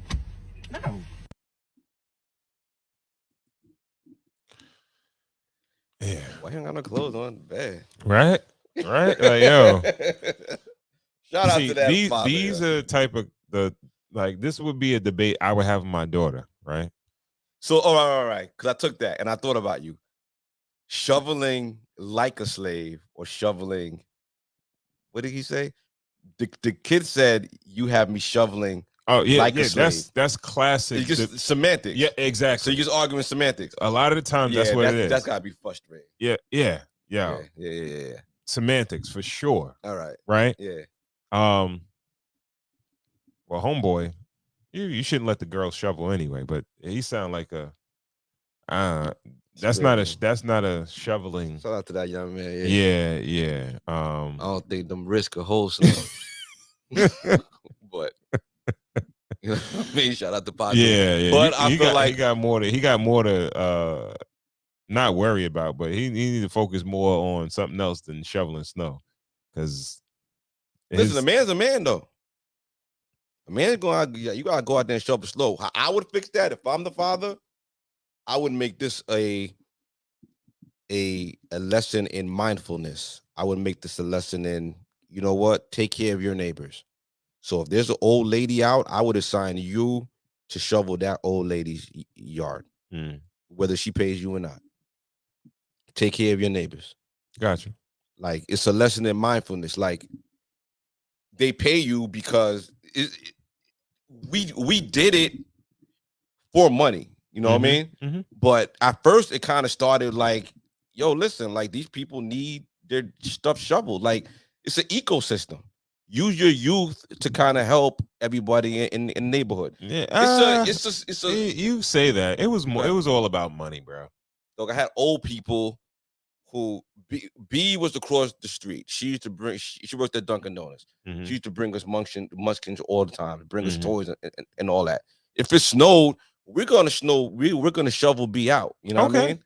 You know, across the street with Mr. and Mr. Trotman. She tutored us and whatever. He was a little older. It was nothing to just go across the street and shovel them out. Like, it was kind of like your duty for the neighborhood. You know what I mean? And they threw you a couple of dollars. You go get a bacon, egg, cheese, a hot chocolate, and you keep it moving. Then it became a business. Once you out there and you broke that sweat, then you go out to the neighborhood and you listen, let's make a couple of dollars off of this. But it was never, you were never going to get rich or buy a pair of sneakers off of shoveling no snow. You know what I mean? I feel like it was a tool in mindfulness, and I feel like this lesson is to teach kids mindfulness. I think what dude is saying is this generation No, this is what you're gonna get. You're gonna get a back and forth, and they don't really have to. They don't have to, right? Because every generation, it does and it should get easier for every generation, right? Yeah. Because as parents, we subscribe to the ideology of like, yo, I'm gonna make. Nah, my kids are not gonna have to do what I had to do, right? Kind of. And then when they say they're not doing it or they're weaker than you are, you can't be surprised because they're not, the expectations of them are not that high. And one thing that we don't realize as parents is that the reason why we are the way we are is because of the shit that we went through and that we had to do. But our ideology is like, nah, that's not good enough for my kid. Nah, they can't do this, they can't do that, whatever. But this is what you get. This is what you get. You understand what I'm saying? Like, nah, this is what you're gonna get. Like, you can't be surprised when you got your kid saying, no, I'm not doing that. No, I don't have to do that. Like, no, I want to stay home, and like, this is what you're going to get. How are you helping your neighborhood? How are you helping the community? I feel like where the father was. Today's kids are selfish. Yeah. They only think about themselves. Yeah. They only think about themselves. It's all about right now. It's all about now. I know everything. I have. You know how many I have times a whole computer in my pocket.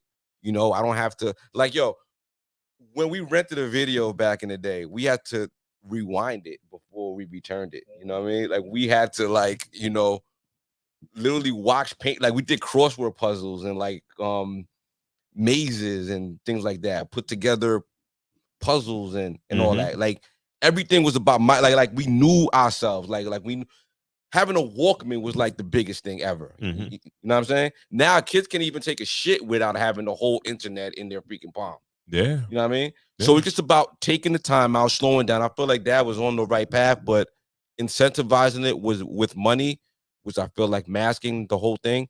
Go out, serve your community. Go out and help. There are older people out there who can't do it, and hopefully they're not assholes, you know what I mean? And they would give you some money, but just help, yo. You talking some shit that's even before us, man. Like, the sense of community.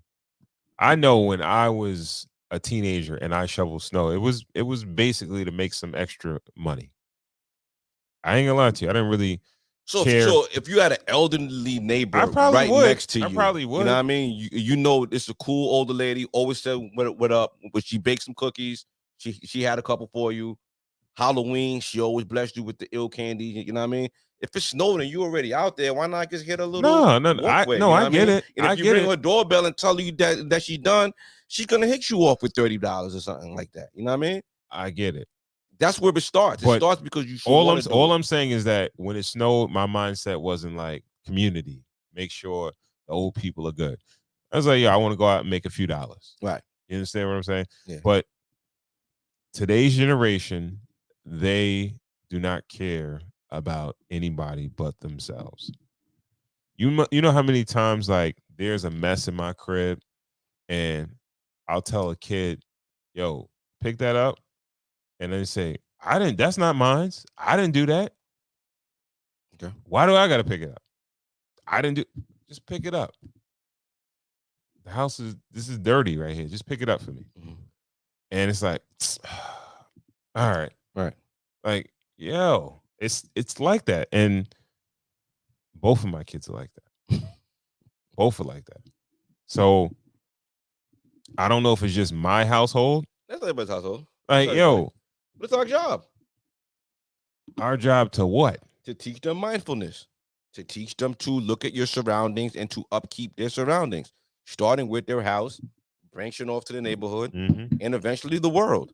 Like, yo, if you're finished with that drink, if you were and your child were at a park and you bought a ice cream and it came with a napkin, and your child finished eating the napkin and you just dropped it on the floor, you would be like, pick that up and let's throw that in the garbage, right? Yeah, yeah. That's the same thing, No, and that's no. on a bigger scale. No, That's my taking kid, care of the my world. kid would probably like, all right, yeah, I'll do that. Yeah.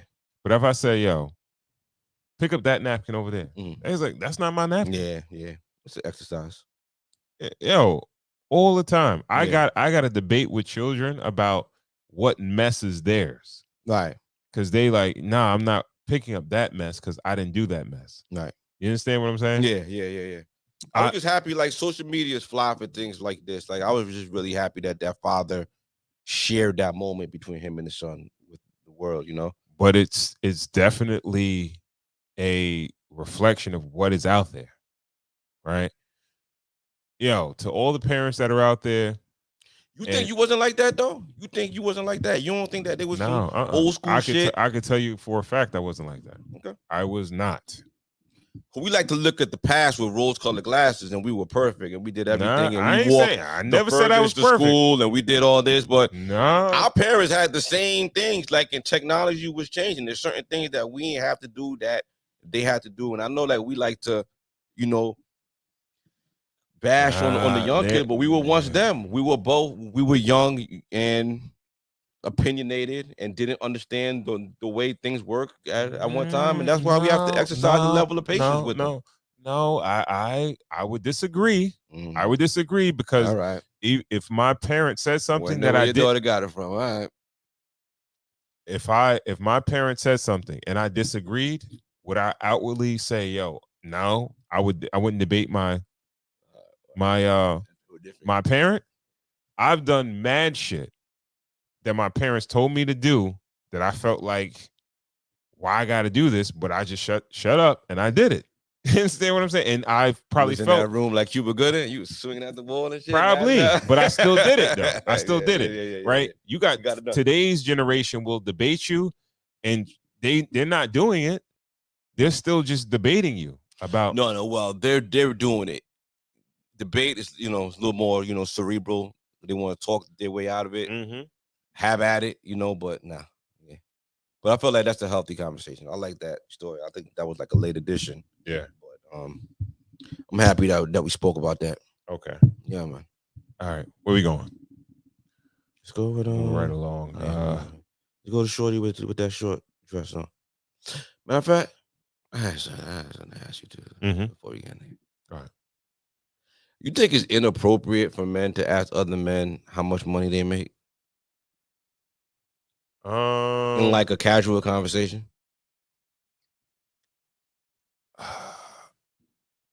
Somebody did that to me before, and I did have a problem with it.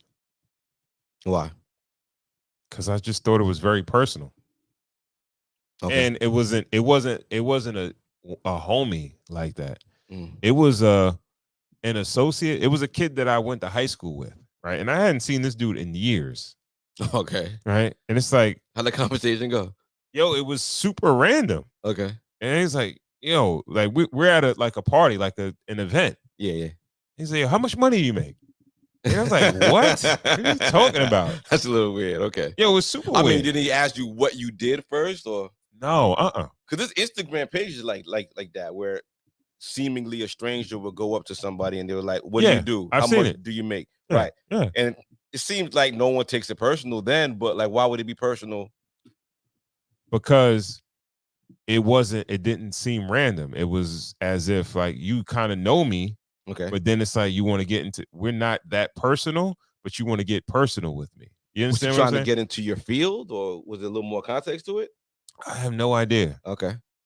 You know, I don't know if maybe I look like I had some money at the time. I might have looked like I had some money at the time, and that's why I asked. Let's talk about it. But I'm like, yo, huh? Yeah. And the first thing, my wife was there. I was like, this dude asked me, like, you know what I mean? Like, how much money I make. Yeah.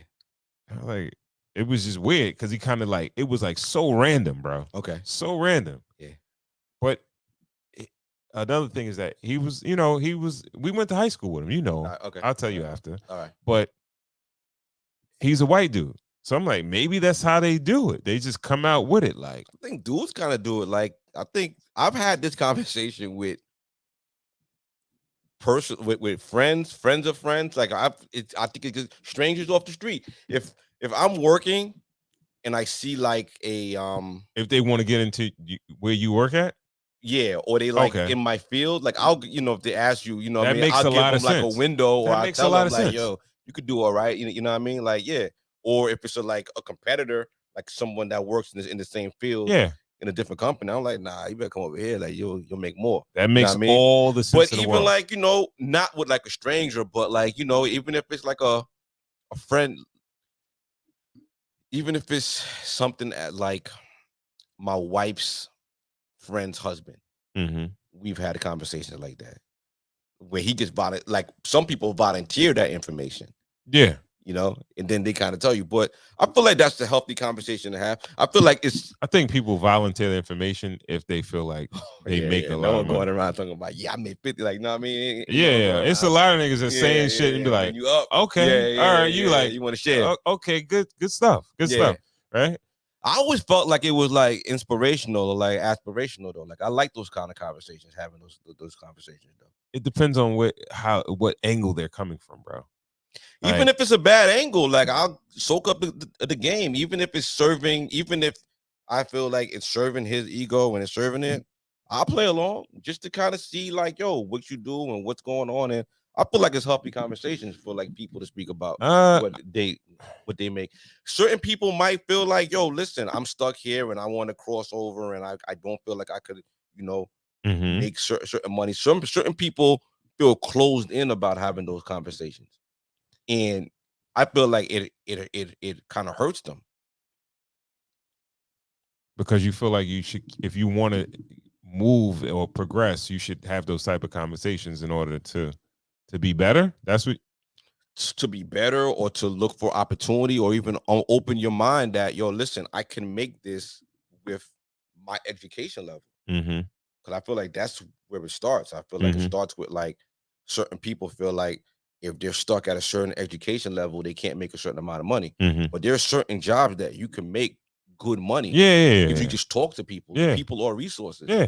So I don't really feel like it's a nasty conversation. I feel like it should be handled with some kind of tact. I feel like men are a little bit more equipped to have those conversations. Really? Versus women? Yeah, I feel like I don't. You don't think men are more egotistical when it comes to? I feel like the ego kind of feeds into the conversation. I feel like it feeds the conversation, and I feel like But it takes a little bit more emotion out of it because you're not feeling. You don't feel like someone is big dogging you. All right. So what if somebody does feel like they big dog? Like I think that's why, yo, bro, I do not have conversations about income. Right? I don't. Like we could talk figures, like we'll speak figuratively, but I'm not gonna be like, yo, I made X, Y, and Z this year. Like, I don't do shit like that. Cause you don't know where somebody's at. You understand what I'm saying? What does that matter? What do you mean? What does that matter? What's that matter? Was you protecting someone's feelings? Like, yo, I'm trying to give you some game. Like, yo, I did this, yo, I worked this, and I did this. And some of those, I had a good year. Right, why I got a shot? Why I got to dim my light? You don't have to dim your light. We don't even have to have the conversation, bro. Like, if we're not talking about something, like if you're not trying to get into the field that I'm in, or I'm not trying to get into the field that you're in, like it's no point of us running down how much we make. But even across the board, I'm talking about education level. What if like, yo, listen, I can hit that. No. I can make that kind of money. Like, those conversations are aspirational. Or those conversations are like, yo, listen, maybe you don't even know you're working at a dead end job and that you have that revelation, like, yo, damn, usually my boss's boss don't even make that. So what the fuck I'm doing here? All right. Those conversations are about when somebody's in your field. You got commonality with that person, where it's like, all right, we're in the same field. We're saying, semi like, all right, yeah, I could probably make a lateral move, or I could move up, or make more money if I do this, that, and the third, right? But or I could go get this certification and come over there, or I could go get this certain license and drive this kind of vehicle, or do this. Like, those I'm talking are about bigger than field. I'm talking about education level. I get it. And those are positive conversations. Yes. Right? But you got a lot of people that want to have this dick swinging contest, like of what their household brings and whatever. And it's like, all right, I don't even need that information because it's not really jiving with this whole conversation that we're having. It's just like you throwing it in there because you think you make a lot of money and you want me to know. You understand what I'm saying? And the thing is, I've been around niggas that make so much money that you can never gauge. You understand what I'm saying? So I don't want. Those are the dudes that should be having the conversations. All right. At certain points, it's no point of having a conversation. You don't have to have. You don't got to talk. You don't have to. You understand what I'm saying? So, all right. You could just keep it to yourself, and you could talk lingo or whatever. You could have a conversation, but there's no point in saying, yo, I made this, that, and the third, right? Unless you're trying to land that person to work for you or something or whatever, or you trying to get them to come work with you or something, or somebody's asking you like, yo, I want to do better and can you help me out or something? All right. But I'm talking about the conversation where niggas just sitting around and like, yo, I did this, that, and the third or whatever. And then I've heard niggas say certain shit and I'm like, okay, all right. And it's like, they think it's good and I'm feel good that they think it's good, but it's like, bro, like, you don't even know who you talking to. You understand what I'm saying? And that's what, that's a lot of times that's what niggas do. Yeah. And when you're around niggas, it's like, yo, you don't know who's who. Yes. So it's like, yo, try to refrain from that. Okay. You understand what I'm saying? End up looking stupid. Not even just like feeling like, yo, you want to make somebody feel away. Yeah. Yeah. You might say something and you don't know the circle that you in. You be like, you made yourself look crazy because you like, nigga, all these niggas make whatever. Like, oh, you made that? Yeah, I spent that. Yeah, bro. Yeah. So I don't know. I just feel like it's a healthy conversation. I feel like it should be without ego, and people on, people should kind of communicate with each other a little bit more on that kind of aspect. No. Like, and it shouldn't be with so much ego. I don't know. All right. Again, we're gonna end this conversation, but like sure. if we talked about certain businesses and shit, right? That's when that's all right. What does that business make? Whatever. You might want to talk about that. All right. If you my homie, you're my homie. If you say, yo, I crack X, Y, and Z, yes, I love those conversations. Yo, congrats. You understand what I'm saying? Yeah. But I know niggas that told me niggas is showing them they pay stubs and shit. Like, yo, nigga, look. Yeah. Like, come on, man. Happen a lot, yeah. Bro, like, come on. We don't need to do that. See what I'm saying? That's tacky to you. Yo, bro, that's a bit much for me. Okay. That's a bit much for me. And leave your comments. Let us know what y'all think about it, yo. Chime in. I think people of color, specifically people of color, they should have more conversations about income, right? Especially if you're looking to advance, you're looking to progress. That's all I'm saying. No, I'm not saying it's nothing wrong with those. Okay. I'm talking about the semi stunting on niggas type of thing. Or you think you stunting on somebody and it's like they never stunting. It's like, yo, I did this, yo, you could do this. Yo, I got couple, like, you know what I mean? Like, yeah, it's aspirational. Well, yeah, we can move on. So we got 2 more to go. All right, where we going? Anyone you want? 40 or let's go right there. Which one? This one? Yeah. Okay. All right. This is one of those these have been going pretty strong, like these dating joints where it was like one dude and like 20 girls. It's like almost like a speed dating kind of thing. But I think this one was reversed. I think this one was the dudes were hollering at the girl. Okay. All right. So she had to pick. All right, let's check it out. If you just like take me on our first date. If you just like that, we going to the crib first. And then we can do whatever after that. If it depending on how that go. I know you ain't want me to get up here and lie to you. No, of course not. I don't like liars. But Question. Why would you be taking me to your house? Shit, what you want to hotel or something? No. B&B? No. Shit, car sex like that too. Wait, oh my God, am I like selling sex to you? I mean, I just feel like, you know, I look good, body look good, but it shouldn't. You make money? It shouldn't. Yeah, I make money. You look real good. Right. Like this is like walking beauty, but like, you know, I have mad respect for myself. Where would you take me on a date? Is that your answer? After the crib, we can go get some food wherever you like. Where would you take me? I said wherever you like. I'm real like. Just whatever I want. Yeah. What if I want to go shopping? Damn, you gonna have to call somebody else. Okay, so I'm just gonna have to decline. But you know, you got that shit on. You fly. I give them more pieces. When I walk away. Yeah. So we not keeping Ace? No, I'm not keeping them. Walk slow now. I'm on. Yeah, still like even on the way out, man. Shout out to that young king, man. Yeah. Didn't disrespect her. No, not at all. I think he kept it completely player, yo. That's keeping it P, yo, right there. And that's a product of, I feel like, good parenting. He got strong male figures in his life, yo. Little homie made me proud right there. Still made her turn around and walk around, show me that ass, even if I ain't getting it. And I'm gonna get it later. I know you ain't shit. You got that shit on. Shit remind me of like, yo, back in the day, we used to do like, we used to park a lot pimp. Like when we ain't feel like going in the club, you could play the outside, you could play, and then you just wait for the joints that got that on, and you know it's easy pickings. You know what I mean? Because you got that on. We could tell how you feel about yourself by what you got on. Does that always hold true? Always hold true. Always hold true? Always hold true. The hoes are always going to have the whole uniform on.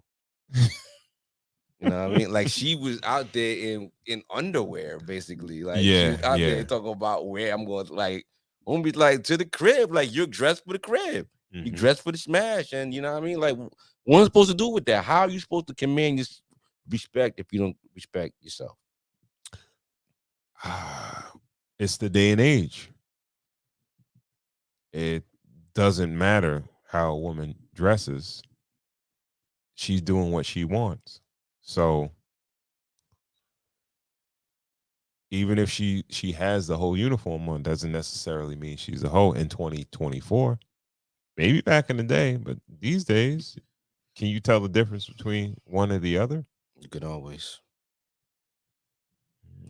Or you can't dictate how you get treated by other people. Well, I think that's very important, you know, right? So women need to understand that you can go with all this, I do what I want, the empowerment thing, I dress, I act the way I want, but when people respond to you a certain way, you can't be upset because people are just reciprocating the energy that you're giving out. So if you're giving whole energy, then they're going to treat you like a hoe. Yeah, man.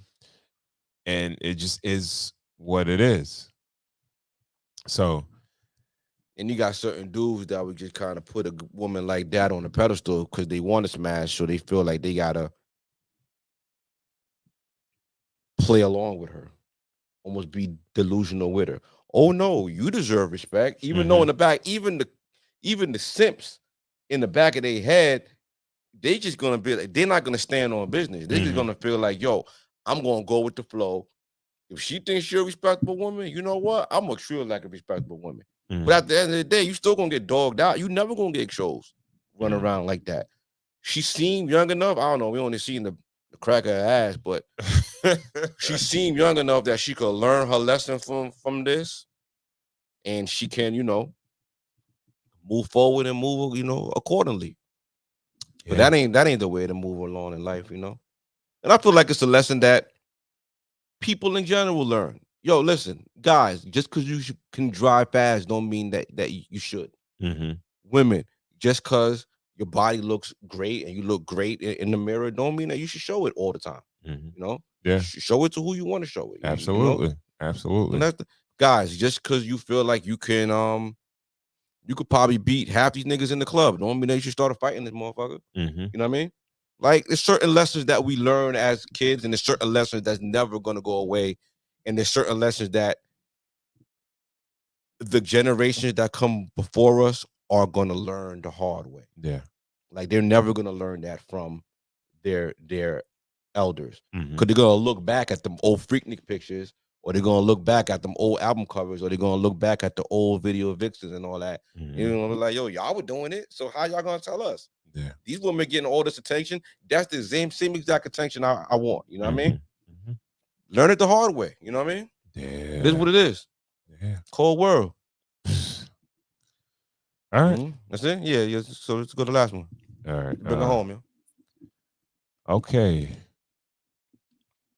I guess this is for women over 40. Women over 40. Shout out to all the women that's over 40. Around you should be mentoring you to get married. That's not what I do. I have your moms, your aunties, someone around you should be mentoring you to get married. That's not what I do. I have my own daughters. One is married, one's going to be married soon. So y'all really need to have conversations with your moms, aunties, mentors, okay? For women over 40, y'all, this dating landscape is different. No one is really talking to us about how different the dating landscape is. I went through it at 43, married at 44, maybe I was 42, turned 4, I don't know. But I'm 45 now, and I'm doing my best to help y'all understand it's limited, okay? You want a clearance rack, okay? You got to pick the best. We're manager special. It's not what it was in your 20s. It's not what it was in your 30s. And some of y'all over 50 that I meet and really still think y'all got options. You're so independent and set in your ways, you blame it on the men. But it's you, sis. It's you.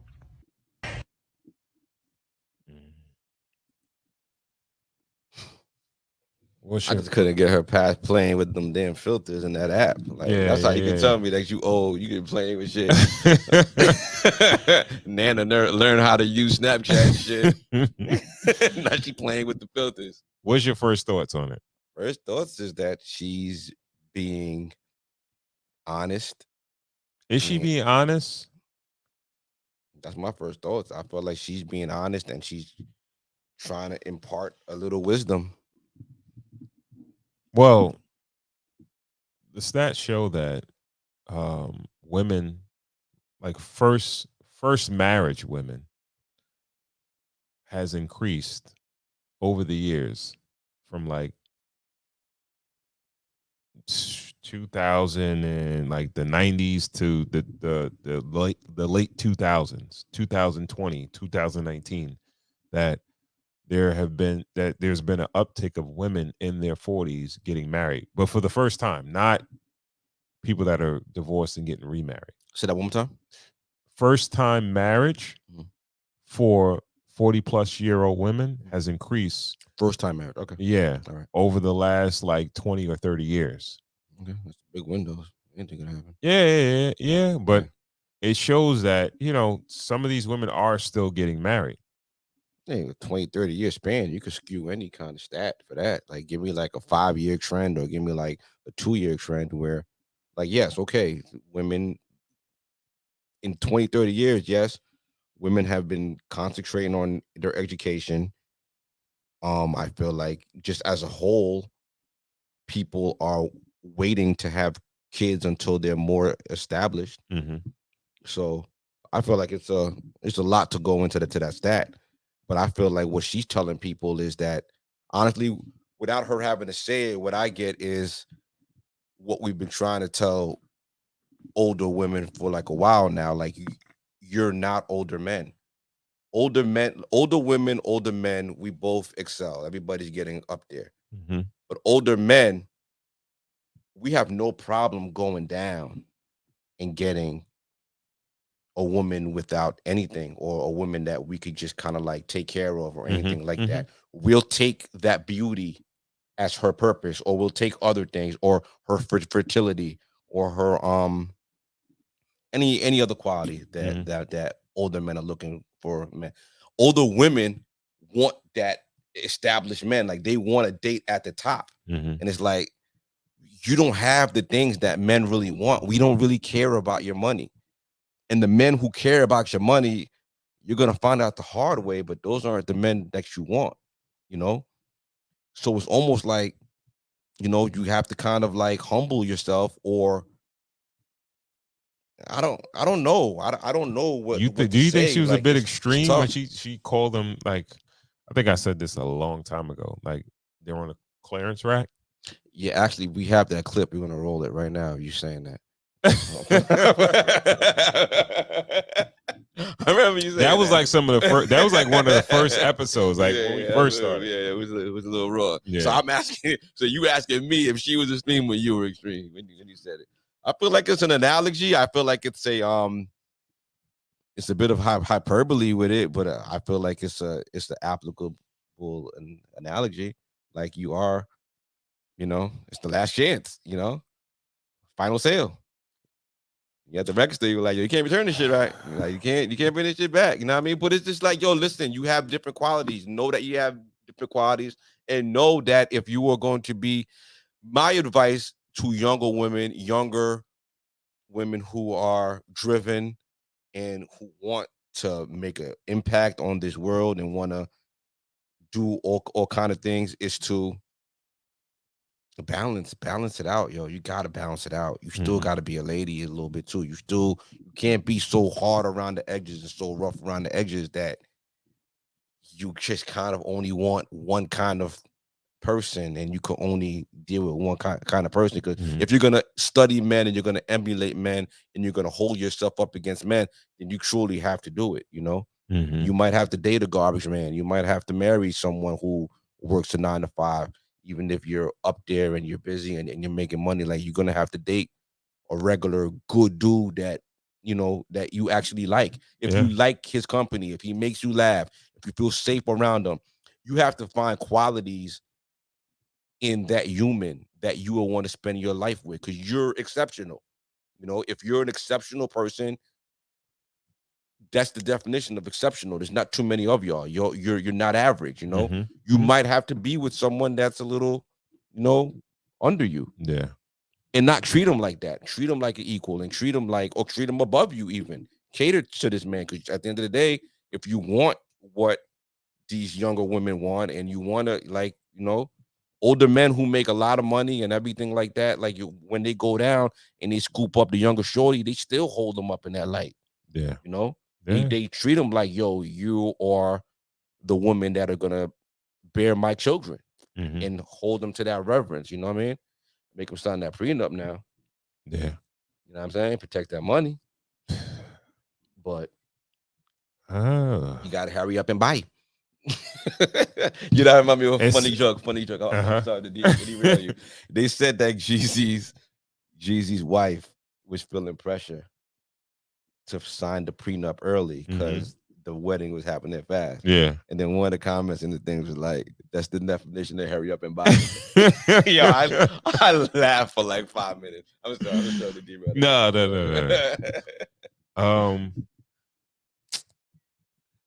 I just feel like we've been on the older women for a long time now, and this is a woman making statements about how, you know, older women, like, they're you know, kind of picky and things like that. But there have been men trying to tell women for a very, very long time, right? And it's sort of like what you said. Like, I think a lot of this shit boils down to money, right? Yeah. And feeling like these women want to date their financial equal, but they're not. And it's to tell a woman that you can't really tell them that, because, you know, you got to understand that this generation of women, they grew up on like Disney movies and happily ever after. So yeah, but there is a Prince Charming for them. Wasn't old. The old people were the witches. The old ladies were the witches. You'll go out and get all the BBLs and the wigs you want. You could say that, but they still think that they're the princess. All right. They are the prize. They're the princess. That's what they feel. More like Ursula in the face, but that's all right. You put that makeup on in front like you, Ariel, if you want. But these are smart women. These are accomplished women. But one thing that they don't realize is that even when it comes down to income, they make way more than the majority of the country, right? So the likelihood of them dating a man that makes less than them is very, very high. Specifically, like we're speaking to specifically to Black women, right? Because you're gonna hear all the stats about how they're out, their education is way higher than Black men, and they're starting to move up as far as as far as income and things like that. But if you're making $200, $300, $500,000, you're probably in the top 10 percentile of all earners in the United States of America. So the chances are is that if you want to date a Black man or have a Black family, you're probably gonna run across a man that makes less money than you. The likelihood is that. And I think all the characteristics that you said were good, but just because a man doesn't make as much money as you doesn't mean he's not ambitious. He's going to stay where he's at financially. And I feel like women should just accept the fact that, yo, I'm not going to, like, you could find a great looking guy, Play the game guy, the right way, man. A good looking, attractive guy, whatever, that has mad characteristics, but you just make more money than him. Like, what's the big deal? I don't understand what the big deal is. They want to play. They want to play the big dog game, but still have chivalry. You can't have it both ways. You can't have it both ways. You can't have it both ways, man. You can't be the big dog and still want. You can't want you're gonna have God. We never had it like that. Welcome to the club. Welcome to the party. We've been dealing with this shit forever. Yeah, you know what I mean? This is reality now. Child support, alimony, all these things. Welcome to the club. More money, more problems. Big said it a long time ago, yo. Exactly. Welcome to the club. You know what I mean? And listen, adjust, and stop fronting. You know what I mean? Because you could go get that BBL, put that wig on, but no one ain't trying to take Jackie Harris to that damn barbecue. You know what I mean? Like, we ain't trying to do it, dog. Like, yo, niggas want that, want that nice thing. You know what I mean? Especially if niggas got some means to them. Yeah. Want that nice thing. They ain't going, What? You're right. That's the biggest problem. I think the biggest problem is that they want to do what they want to do, but they still want to have chivalry and be treated like women, right? And I'm not saying there's anything wrong with that. This should always be treated like women. Yeah, absolutely. But the guys that will treat them like women or that's available to them might not make as much money as them. And I don't think that money should be the determining factor to say, all right, I'm going to have a family, I'm going to have children. If I can't find a guy that is financially my equal, I'm not going to have a family. I'm not going to get married. Well, it's simple math, Ron. It's men don't hit their earning potential in their lifetime until they're about 40 to 55. Yeah. If women are to follow in those same footsteps, those are your years when you aren't fertile. Mm-hmm. So if you are going to meet a man and court a man at that time, how are you going to have a family with this man when you're playing the same game with different weaponry? Mm-hmm. You know what I mean? Yeah. So I don't want to discourage you from being great and for following your purpose. But that's what we don't want to do. We don't want you. We don't want to do that because honestly, we need you to be great. We need the lawyers. We need the judges. We need the surgeons. We need the doctors. We need you. Yeah. But you got to be able to play both games while you're rising to the top. You got to be able to pass those genes on too. We want you guys to pass those genes on. Absolutely. Because I ain't gonna lie to you. I feel like overall, I think that based on the crop of women that are out there and the standards that they set, we might be, semi-depopulating our race in a sense. It's like a lot of women is like, yo, if I can't get a specific type of man to procreate with, I'm not gonna do it. Well, this happening to white people now. This happened. White people got too smart to reproduce, and their numbers are dwindling because of that. Because everybody feels like, okay, I don't want to have children until I have enough money. Then they age out of having children. Yeah. You know, so their numbers are dwindling, and we're following right behind them. And we follow behind everything that they do. You know, I hope we added value with this conversation. I ain't want to come across. We actively don't want to really come across as, you know, we want to be entertaining, but we do want to add some value. So, but we don't want to hopefully kick 40-plus-year-old Nah, back. not even. We don't Not want to even. keep doing that. Not even. So, yeah, man. Yeah. Because I only want women doctors. I do? only have women doctors. Yeah. And up to now, like, I found a great dentist that I like now, but I've only had women dentists too. I like women doctors and women dentists. I don't know. I think it's a weird thing. I think my first pediatrician, my first doctor ever was a woman, and I just always kind of stuck with her. Shout out to Dr. Camille Phillips. I don't even know if she's still alive, but I always remember her name. But ever since then, whenever I pick a primary care physician, it has to be a woman. Not necessarily black. It has to be a woman. Okay. Okay. So we need women doctors. I feel like women make great doctors. Yeah. Yeah. Shout out to my sister-in-law. Shout out. Dr. Anderson. Nice. Yeah. All right. All right. So what we think about this? Basil Hayden. The Basil Hayden dark rye. I'm digging it. I'm digging it. All those characteristics, the caramel, the molasses, the oak, the spice, you know, the ryes normally have a little spice to them, but it's a smoothness. And it doesn't taste rushed. It doesn't taste young. It has the richness to it. And with the dark color, it doesn't taste sweet. And that's where I feel like a lot of bourbons fall. I think I would. Yeah, it's not. It's the little. It's not a bourbon sweet. It's not a bourbon sweet. Yeah.